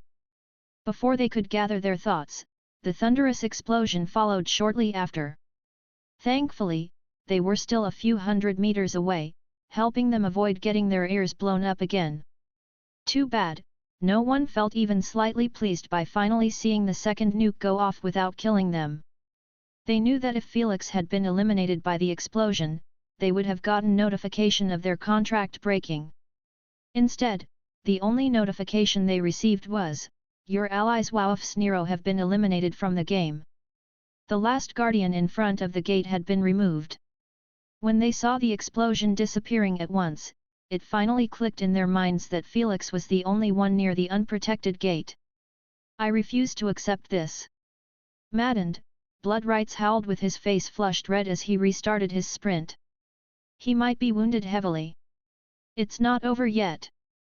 Disfigured Beauty, the traitor, Battle God Orca, Hebra, and even Pengfu. None of them remained in their places or let despair take over them. Alas, in the eyes of the viewers, their final attempts resembled half-dead men trying to draw their last breaths. When Bloodrights and the rest made it finally to the center, they also felt the same. How could they not when the first thing they saw was Felix taking his first step inside the humongous gate? When Felix spotted them appearing one by one from the paths, he gave them a cheeky wink before wishing, "Better luck next game." Then, he swaggered through the gate, leaving the players to feel like absolute shit. FCK. Bloodrights was the first to break down, feeling like his heart and blood were set ablaze after recalling Felix's wink and the threat he gave him in his first fight. The fact that everyone had seen him act tough just to have his ass handed to him was truly one of the most humiliating experiences he had gone through. Too bad, the Queen didn't care about his wounded self-esteem as she announced throughout the entire maze. Congratulations to the champion landlord for being the first player to leave the maze. The moment this announcement echoed twice, Felix and the dispirited players had been healed back to peak form and teleported to the stadium, marking the unexpected conclusion of this game. God of Thunder! I love you, landlord! Pride of the human race! 9 wins in row, 8 more to go. The moment Felix opened up his eyes, he found himself basking under his fans' feverish cheers and applauses that boomed throughout the entire stadium. The cameras focused on some humans, showing that all of them were screaming with flushed cheeks or tearing up with ugly laughs. Time after time, no matter how hard it got, Felix had brought a well-needed win to the human race as a whole. To win against high-ranked players in the universal platform was almost a foreign concept to the human race. After all, there were only a few bloodliners representing them and they rarely take part in those games. Sometimes, tens of years go by and not a single human player participate in Platinum and games. So, to see Felix kicking the other snobbish race's ass consistently and in such a short period of time was the same as giving every human a high dose of dopamine equals taking the best drugs in the universe. Ledamar didn't let Felix's fans steal the light from him for too long as he brought the mic near his lips and shouted at the top of his voice, "Ladies and gentlemen! Your champion! The undefeated, Leon Lured! Whoa! Clap clap!" Felix's fans were already screaming until their throats started to hurt, but still, the noise went up a few octaves due to some spectators from the other races, joining in the fun. Although they weren't humans, they still could appreciate a good game. Felix did one hell of a job to give them the entertainment that they paid for. Alas, only a minority of viewers felt this way. Just like Flame Bearer's fans. They were truly unwilling to accept seeing a mere human gets awarded with a trophy in those high-ranked games. The higher Felix climbed, the more unwilling the players and the viewers would accept their defeat at his hands. Unless humans as entire species improved drastically, Felix would always be discriminated against by those egotistical players from superior races in the Alliance. That's just how things were in the universe. Haha, I don't know how you did it, but I am happy that it was you who won it. While Blood Rights, Disfigured Beauty and the other players didn't bother to remain even a split second in the field, Pengfu walked to Felix and congratulated him with a wide smile. "Thank you, brother." Felix offered Pengfu a fist pump with an appreciative smile and said humbly, "It wouldn't have been possible without our partnership." "Haha, cut the crap." Pengfu bumped his fist with Felix as he joked, "If that was the case, you wouldn't have proposed to break our partnership." Cough, "I just didn't want to ruin your chances of winning by holding you back," Felix said shamelessly, not wanting to admit that he did it because he would never be able to sneak back to the center with Pengfu being with him. "I will be damned if I believed that." Pengfu wasn't an idiot to believe him, but he didn't want to ruin Felix's victory with questions. So, he congratulated him one last time and teleported outside of the stadium. After he left, Wowf's Nero walked to Felix with two different expressions. While Nero was composed, Wowf was sobbing loudly with tears and snot ruining his visage. "What's up?" Felix asked while sizing them up. Nero looked at Felix's calm face and wanted nothing more than bash his teeth in. As a proud dragon, he also inherited their pride, making him unable to accept losing in such manner. What's worse, he knew that he could have easily destroyed Felix in 1vs1. "Don't feel too cocky, human." Nero narrowed his eyes dangerously as he proclaimed, "If it wasn't for the bombs, you would have fallen into despair against us." "True." Felix nodded his head in agreement. "What?" Nero was startled by his agreement to his taunt. He really thought that Felix would mock him, that he was just being a sore loser, or start boasting that he won with his brain instead of fists. "Until we meet again, guys." Felix smiled faintly as he promised, "Next time we meet, I will break your shell with my own fists. I will make sure of it." The moment he finished his piece, Felix broke into light particles while waving his hand to his fans. Ledamar didn't even bother to stop him or make a fool of himself by begging him to stay for the award ceremony. He simply sent him off with one final passionate commentary, "We await your return in this glorious stage." We await your return, our lord. We await your return, our lord. We await your return, our lord. Leader Emma and the fans immediately started chanting it harmoniously, creating a serene scene in the stadium with all the white lights flashing around. Unbeknownst to the hopeful and excited fans, this was the last time they were going to see Felix in the games, at least, for a very long time. Chapter 644, one of his biggest weaknesses. Meanwhile, in the Primogenitors' Council, a discussion was being held about the ending of two games. Felix's game and Saurus's champion game. Saurus, you are quite vocal about their champion when yours got his ass handed to him by Cherif's champion. Erebus snickered mockingly. I have to agree with this perv on this one. Kumiho smiled charmingly as she defended Felix.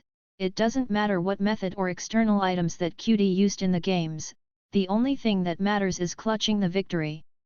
The other primogenitors chimed in their own opinion too, and most of them backed Felix. All I am saying is that the human will not be lucky next time to have bombs at his disposal to do the job for him. Saurus crossed his arms as stood his ground. Since battle format is more popular, he is probably going to pick it in his next game. Let's see how he fares against peak platinum and diamond players when he can't even scratch Aspidicalone's champion shell. When he rephrased it like this, the primogenitors couldn't help but nod their heads in agreement. They had no problems with Felix using his wits and external items to overcome his opponents since it was fair game. But, they do understand that he had already reached his limit on the ladder. That's because the Diamond Games were packed with races from the top 10 in the Alliance. Races like the Proud Dragons, the Heavenly Turtles, High Elves, etc. Based on what they had seen, they knew that Felix lacked the proper offense, defense, and mental defense to leave his mark against those beings. I appreciate your concerns over my disciple's future, but we know what we are doing. Thor stopped their discussion at once with a single sentence. Old turtle, stop moping already. It's just two monoliths. Lady Sphinx changed the subject since she also didn't like hearing them talk about Felix. I should have listened to my gut feeling and rejected your crazy bet. Aspidicalone sighed with a bitter expression. The moment the nuke went off in the game, he felt like his heart had sunk to the bottom of his stomach. When he heard his champions surrendering, he lost a tiny portion of his soul. He didn't take losing two of his precious monoliths too well. He wouldn't have felt this cheated if he just placed other treasures on this game. Alas, what's done is done. I expect to see them in the next months. Lady Sphinx winked at Aspidicalone before she said her goodbyes to the rest of the primogenitors and teleported back to her home with the other two. They also didn't want to stay there too long lest the Darkin faction members start giving them crap about Felix's limitations and inability to participate in the yearly event. Little thief, join us after you finish showering. Lady Sphinx said with a sweet smile. She was clearly in a good mood after Felix helped her secure two monoliths. All right. After hearing Felix's agreement, they all returned to the consciousness space and sat down on a table. How was it? Asna asked with a sadistic smile as she sat with them. Did you make fun of those Darkin faction bastards? Not really. Thor said irritatedly. True, even when Felix won and their champion lost, they still kept attacking him. Hormungandr added. That's to be expected. Lady Sphinx shared, unless he completely dominated other champions by relying solely on his strength, they will keep repeating the same crap over and over again. Tisk, if I was there, I wouldn't have given them a single chance to open their traps. Asna clicked her tongue in criticism. She didn't like hearing others badmouth Felix at all. In her eyes, only she had the right to do so. We might take you next time with us. Thor laughed, I am quite eager to see you ripping them apart. Asna raised her eyebrows in surprise as she asked, can I actually attend? Of course, it's just a meeting to watch a game together, not a serious gathering. Hormungandr shared. Asna's eyes brightened up in delight at the sound of that. Though, you have to hide your identity. Lady Sphinx mentioned, it's better for the Darkin faction members to be ignorant about your race. It was one thing for neutral primogenitors to find out about Asna and another for their enemies. Who knows if they would rat Felix to a Unigen elder? I don't mind doing that at all. Asna grinned, as long as I can flame those old farts, I am okay with anything. Seeing her sinister smile made Lady Sphinx and rest feel a bit of anticipation to see that scene. Unlike them, Asna didn't care about her appearance at all. So, when they hold back their curses, she would not hesitate to insult the living hell of Wendigo and the other two. Is it just I or her emotions are starting to show more and more? Thor spoke telepathically with the other two. I feel the same way. Hormungandr chuckled to himself. Before, she would laugh her ass off if someone insulted or beaten Felix instead of defending him. How cute! Lady Sphinx smiled. I think we will see some development when she enters the UVR and meets him. What are you guys doing? Seeing them go silent as they started to eye her weirdly made Asna a bit suspicious. Cough, nothing. Look, Felix has finished showering. Thor and Hormungandr immediately changed the subject, not wanting to provoke her with their conversation. They knew that Asna would instantly lose her shit if they ever brought out the fact that she caught some feelings for Felix. In a few moments, Felix had entered his consciousness space and went to sit with them at their table.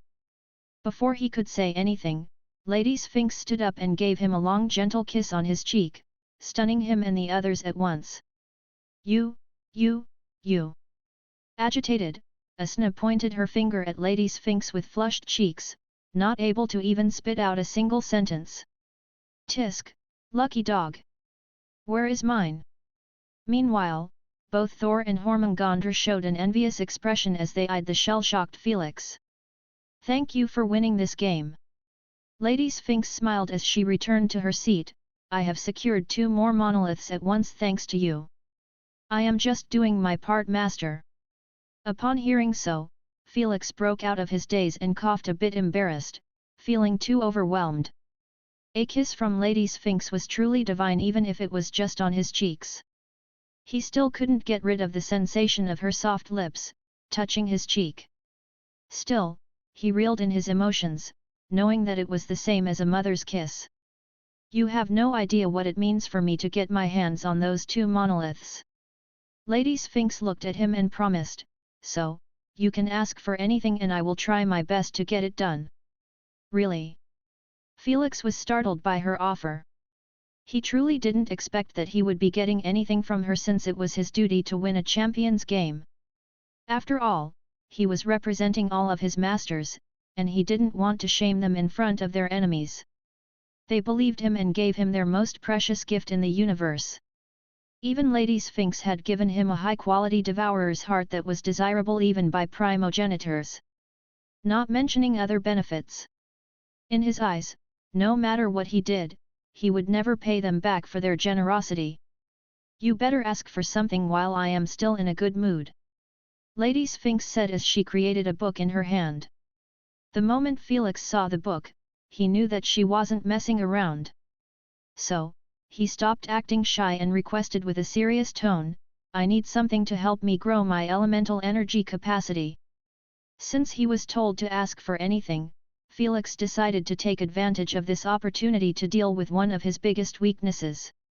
In this game, he barely won by relying on bombs and Asna's emergency tank. Hell, when he stepped into the maze's exit, he had only 6% left in his tank. One shouldn't forget that Asna's emergency tank allowed Felix to have 500% extra on his original tank. If he participated in the bomber game without it, he would have been out the moment he dealt with Flame Bearer. True, your energy capacity is a priority. Thor and the rest nodded their heads in agreement, knowing that Felix would not be able to rely on Asna's emergency tank anymore in the games. After all, she would join the UVR in 2 weeks at most. Increasing energy capacity. Lady Sphinx sized up Felix a couple of times before giving him the bad news, I can help you out, but no matter what I did, it will always be just temporary and limited since it's not a natural increase. In other words, Felix would end up with the same problem sooner or later even with Lady Sphinx's help. I see. Felix sighed, not liking the sound of that one bit. He wanted a permanent solution that would make him forget about his energy capacity for a very long time. Lady Sphinx didn't like seeing him dejected when he had just secured her 2 priceless monoliths. So, she looked at Thor and Hormungandr and stated telepathically, I think it's time that he learns one of the benefits of entering the 3rd stage of elemental manipulation. Thor and Hormungandra's eyes widened in surprise for a bit at her proposal. But, when they thought about it, they realized that she was right. Since he is heading to Hormungandra's galaxy later to increase his poison affinity, he will manage to master the 2nd stage of manipulation in a year or 2. Thor agreed, I see no problem telling him now. Agreed. Hormungandr nodded his head in support. Upon hearing their confirmation, Lady Sphinx looked at Felix with a serious expression and said, Little thief, how much you know about neutral elemental energy? Chapter 645, Neutral Energy and Elemental Energy. Hey! Felix was confused by her sudden question. But after seeing the seriousness on the primogenitor's expression, he answered truthfully, I know that neutral elemental energy is in every planet, star, meteor, and other cosmic entities. Usually, this energy adapts to the environment it was in. If it was in a volcanic environment, the energy transforms into fire, earth, and magma energy. If the environment is too cold, it transforms into wind, water, fog, and ice energy. After a long period of time passes, this unique type of elemental energy gets filled inside stones, rocks, tree trunks, and other objects surrounding that environment.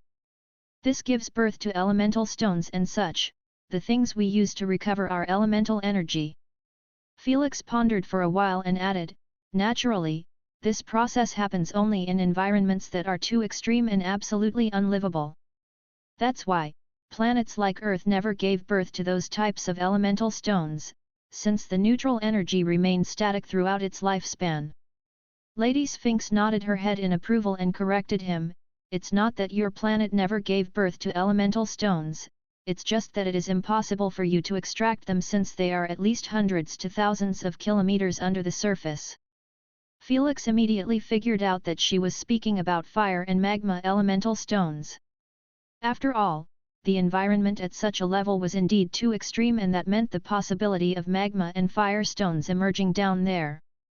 Because it was so difficult to bore through the planet's crust and mine those stones hundreds of kilometers beneath, almost no one bothers doing so.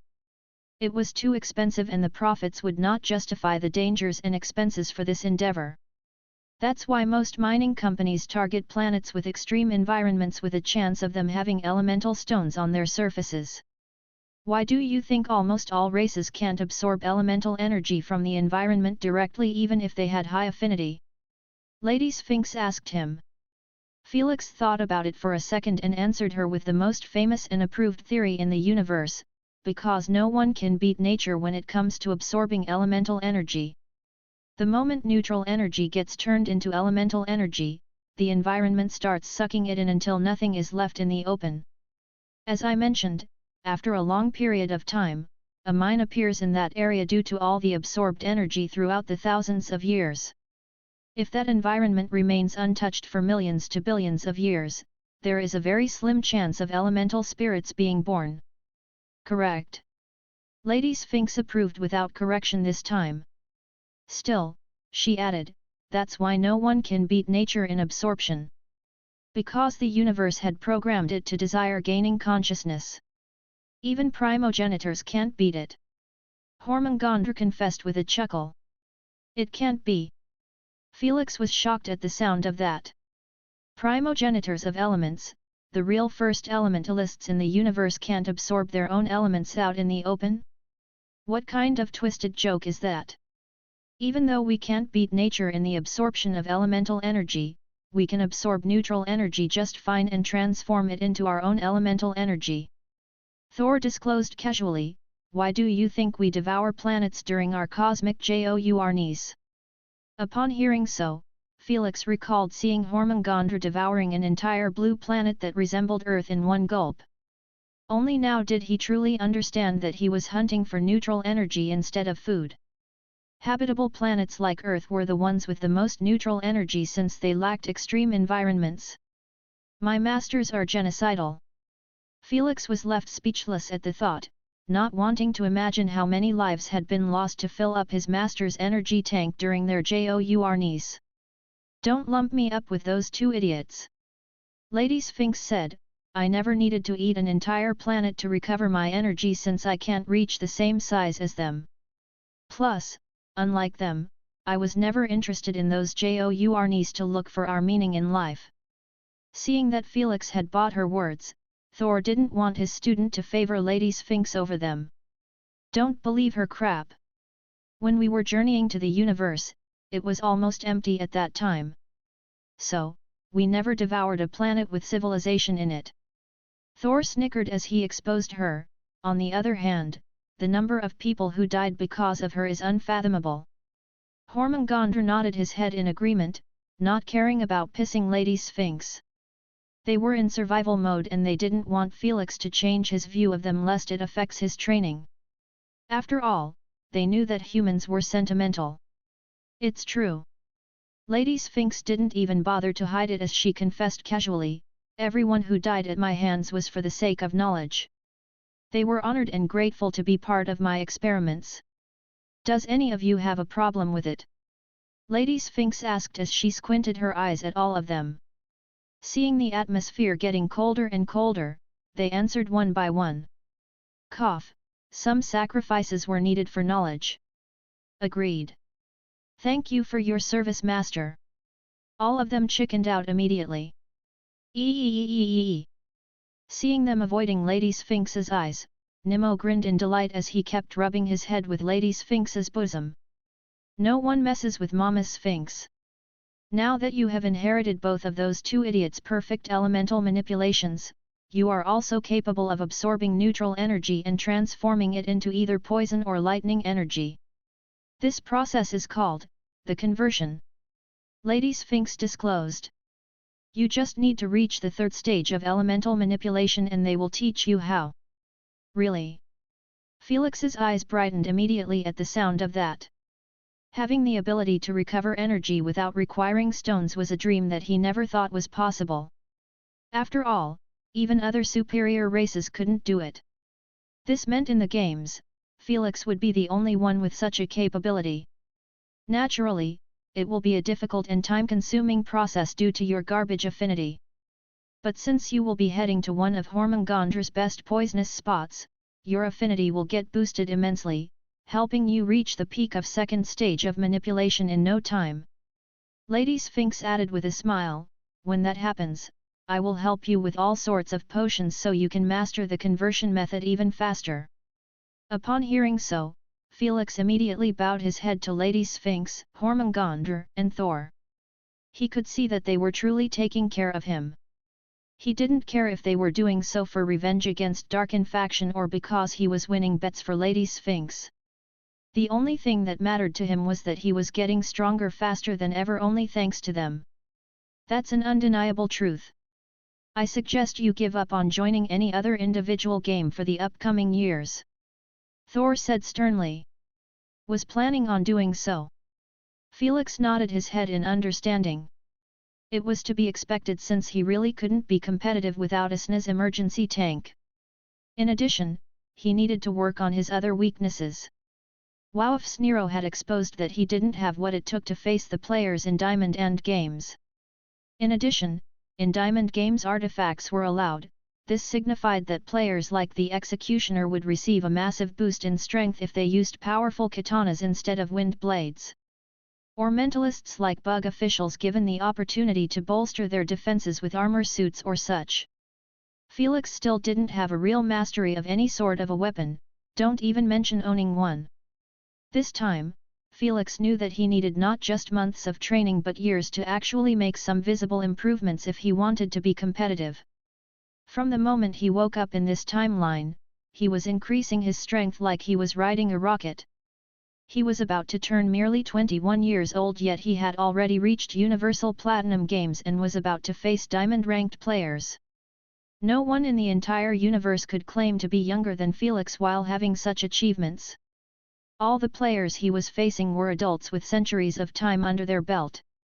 Even Lauf's Nero were 300 years old, since their lifespan could reach up to hundreds of thousands of years. That's why the Darkin faction members were weirded out when they heard that Felix would be joining a game so soon. They knew that he was way too young, and if Hormungandr was smart, he should take a few years to prepare him thoroughly before sending him back to the platform. After all, there was no time limit or something forcing them to participate.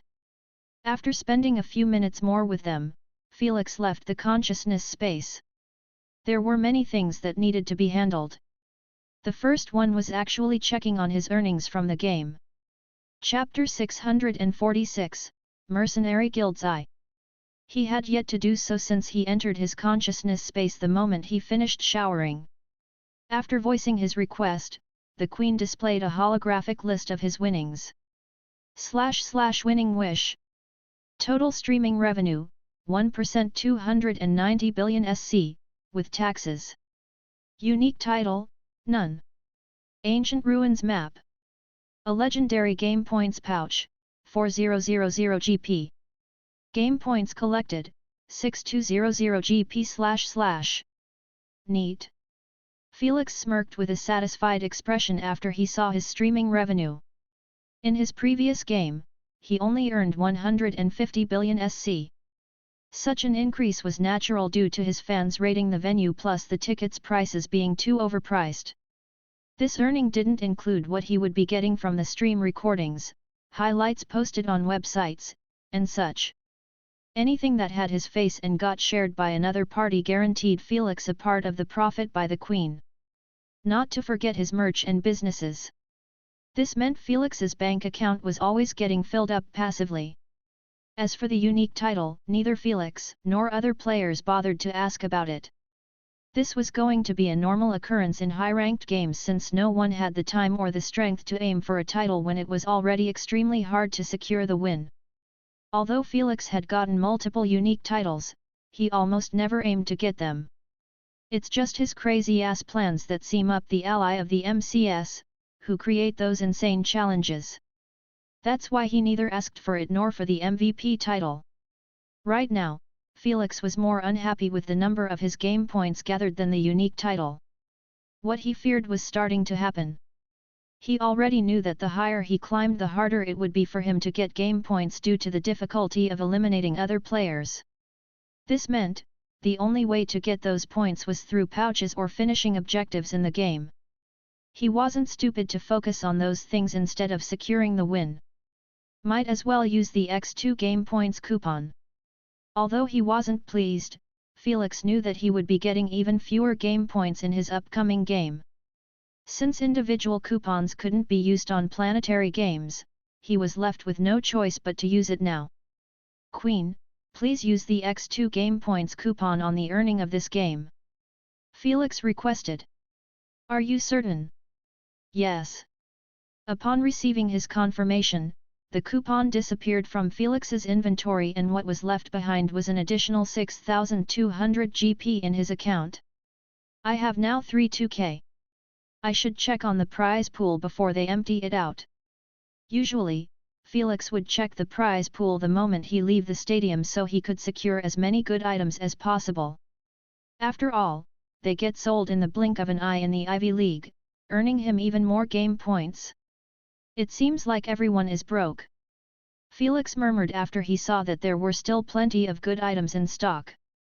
Without further ado, he spent all of his capital on securing artifacts like Infinity Gauntlet and rare potions. He wasn't planning on keeping any of them since they didn't fit his fighting style at all. After he was done, he closed the prize pool and requested the Queen to display his profile. / name of the participant, unpaid landlord _6996. Age. Address. Integration level. SG platform, Universal Individual Supremacy Games. Rank, mid-tier platinum. Games played, 009. Wins, 009. Loss, 000. Win streak, 009, click to obtain rewards. Loss streak, 000. Eliminations, 063//. Felix ignored everything else and pressed on his win streak icon. Unfortunately for him, this time all the 5 coupons were common. At least I got 1 tier advancement coupon. Felix used it at once, pushing his rank to high tier in platinum. Then, he closed his profile interface and opened a hologram with daily news in the Milky Way galaxy. As he expected, his victory was trending in most news outlets. When Felix read some articles and comments, he couldn't help but snicker to himself. Praise your Lord and Savior. Landlord, the only current player that actually is giving the human race some face. Plus 178,478,455,445 upvote. I am glad to be an OG fan of my lord. I followed him since his first ever game. Plus 478,455,441 upvote. No one was talking crap about him anymore. Everyone was praising him and glorifying his name like he was the chosen one or something. If someone dared to badmouth him, he would get rated by thousands of comments and downvotes until the system automatically delete it. However, there were still a lot of questions and theories about his lightning abilities. The majority believed that he had used another lightning bloodline in his third replacement, but some were doubtful about it. Something is fishy about his newest lightning abilities. Lightning shield, lightning whips, weak-ass magnet. Give me a break, even an epic tier 3 bloodliner offer better abilities than those. I'm glad some people are noticing it. Everyone is too scared to ask questions nowadays about Landlord. Preach. It's impossible for the Phantom organization to replace a mythical bloodline with a garbage one with such weak-ass abilities. Since you guys are clearly geniuses in the comment section, can you tell us exactly how he got those abilities? The moment this question was brought up, no one responded to it with a legit answer supported by logic. Naturally, there were some who wrote that he was using lightning manipulation, but all of them were perceived as clowns for suggesting this and had their comment get downvoted until it was deleted. 2 manipulations? Humans were still having wet dreams about getting just one. In their eyes, it was a miracle that the organization managed to get Felix poison manipulation somehow. The big dogs should be more believing than those people, but they will require evidence.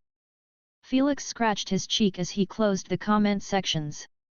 He glanced at his inbox and saw that it was packed with emails from no other than them. The Galactical Army, superpowers from the Bardo Empire, the Anti-Royalty Alliance, and famous bloodline clans. All wanting to reach him and know if he had used another lightning bloodline or it was lightning manipulation. Too bad, Felix ghosted all their asses, sending them a single reply. Classified, please talk with the organization's leader. He did so while having his other persona's email offline, so he would get annoyed by them. Doubtful or suspicious, Felix didn't give a crap since he had his Phantom organization to take the fall for anything weird he does. So he deleted those emails and focused on articles about other interesting stuff. Upon noticing that nothing out of the ordinary had happened, he closed all the tabs and asked, "Queen, will I get another layer in the data center unlocked if I used my recent wish?" Yes. Is it worth it though? Felix thought about it for a second before coming to a decision. Please use it, he requested. Having a wish sure can come in handy sometimes, but Felix already had a few of them for emergencies. It was better to use the last one to gain more access to the UVR's data center. Correct information was too important for him. After the Queen informed him that it was done, Felix immediately requested to highlight all the previously locked data whenever he scrolled the network.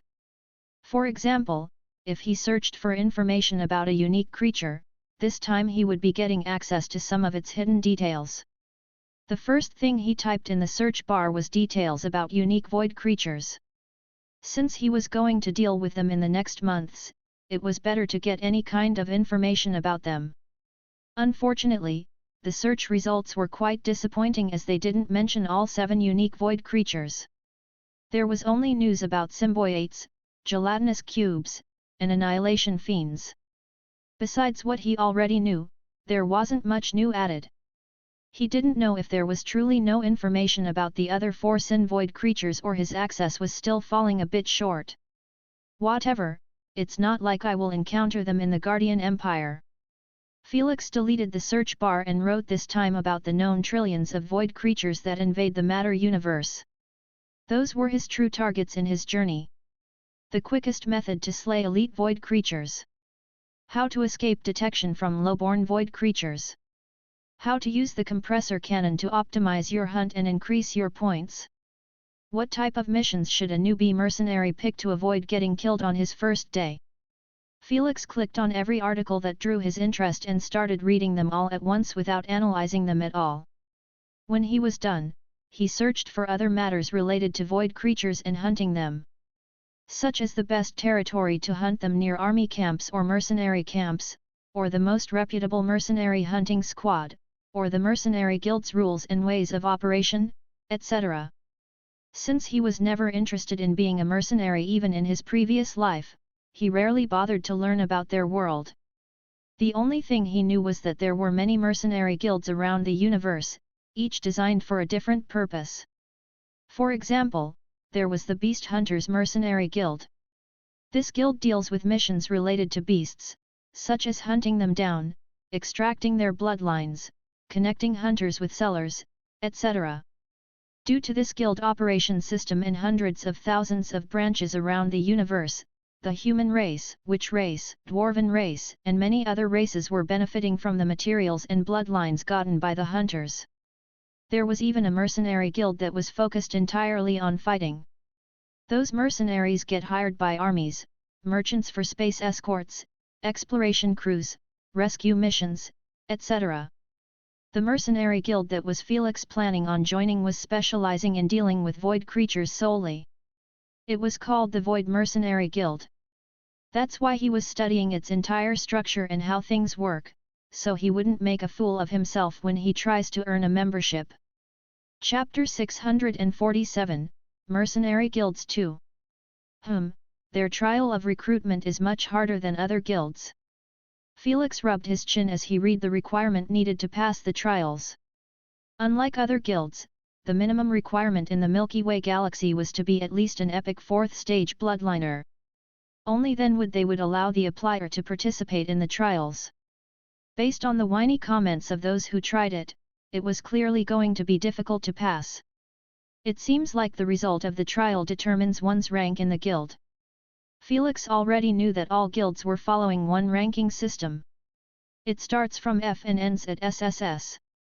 This ranking system wasn't just for show and bragging rights but actually plays a huge role in the guild system. Firstly, the mercenary's rank determines the number of missions and difficulty he could accept. Since rewards were based on difficulty, naturally most mercenaries desire to climb higher in the ranking system so they could earn more. No one wanted to keep spamming F-rank missions that gave garbage rewards and waste a lot of time to finish.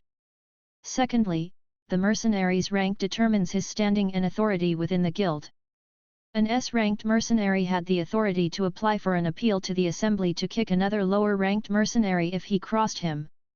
Hell, the assembly members of each guild branch were actually made out of 5 SS mercenaries.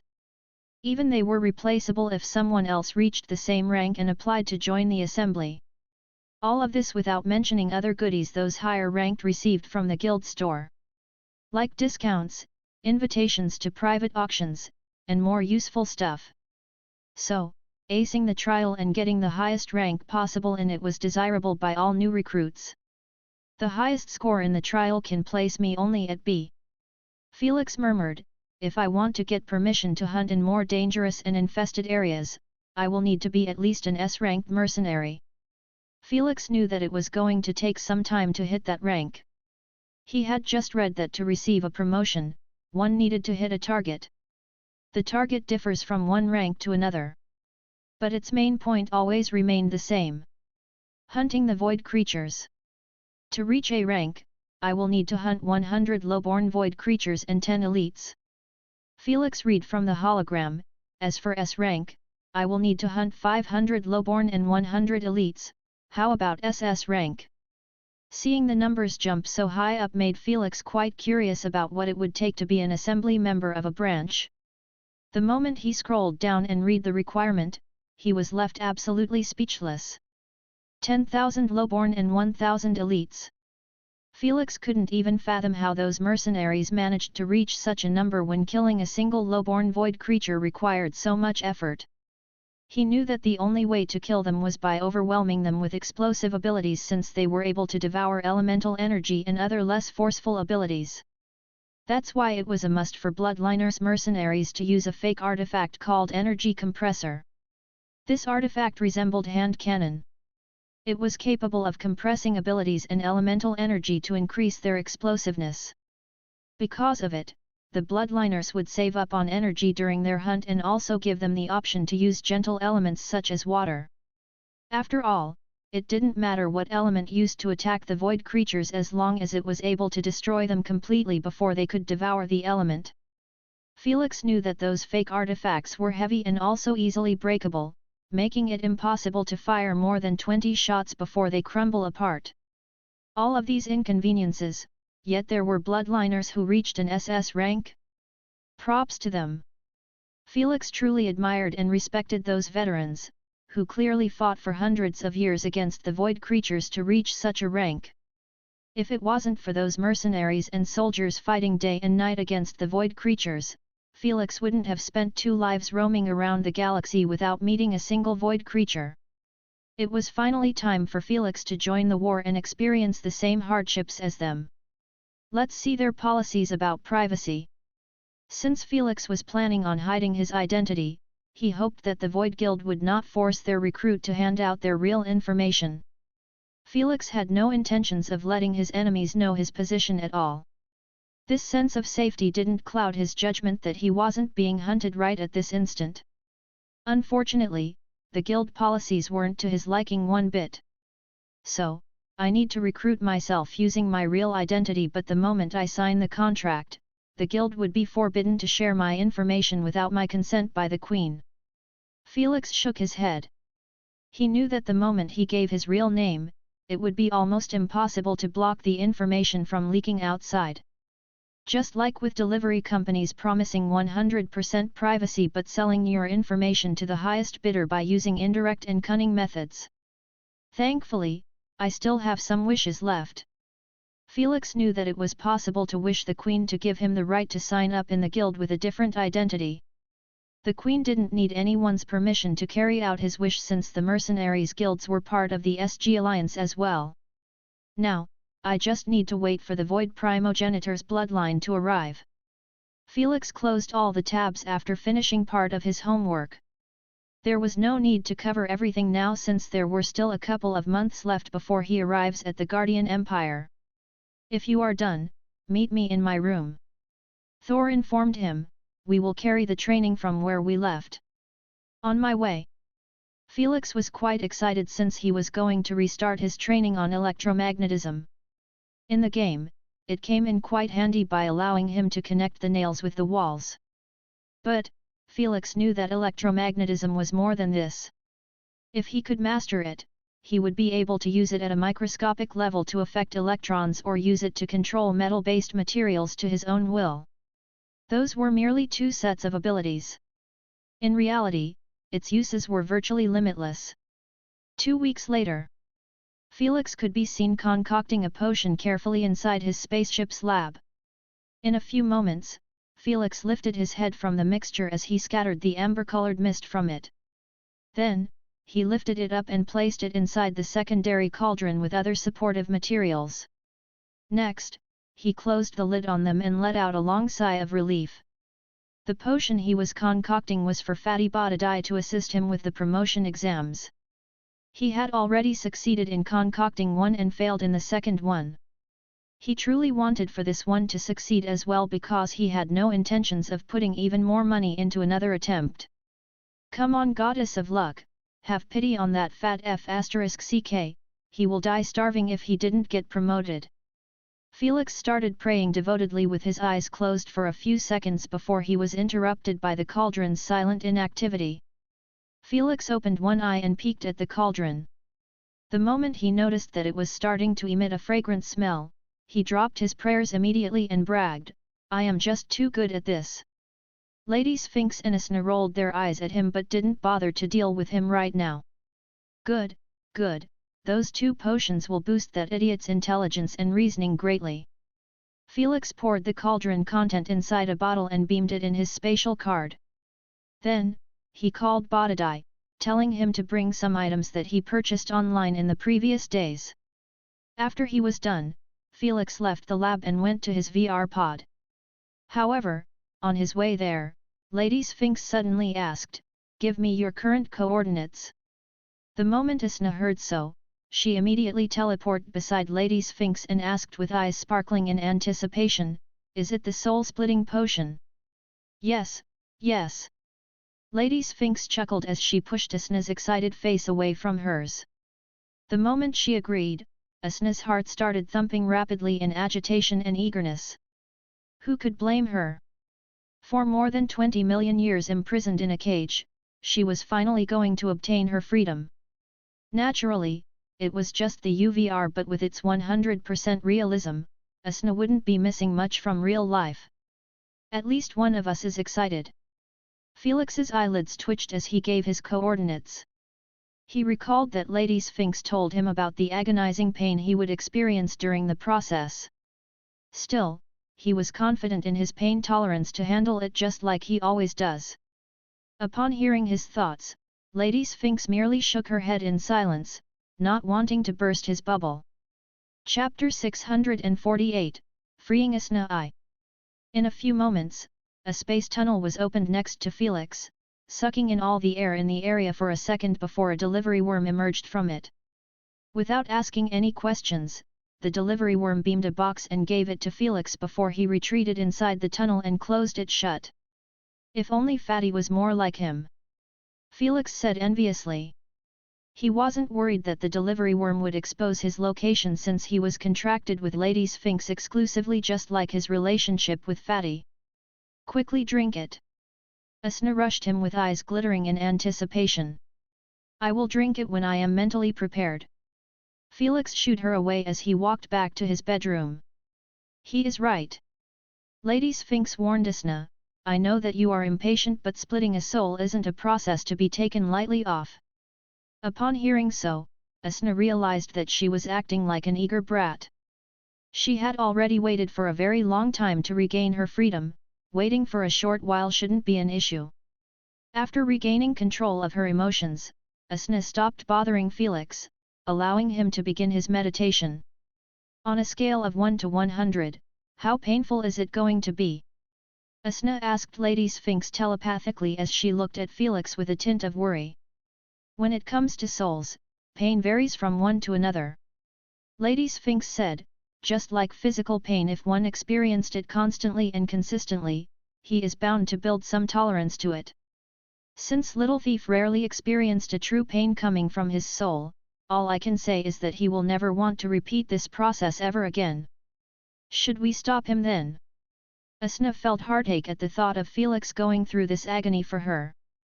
That's not for me to decide. Lady Sphinx replied as she flipped a book page. Upon hearing so, Asna knew that it was up to her to stop Felix from going through this. The excitement of regaining her freedom had faded by the wind the moment she knew that the pain would topple everything that Felix had gone through. She understood that Felix's confidence in succeeding was due to his abnormal pain tolerance.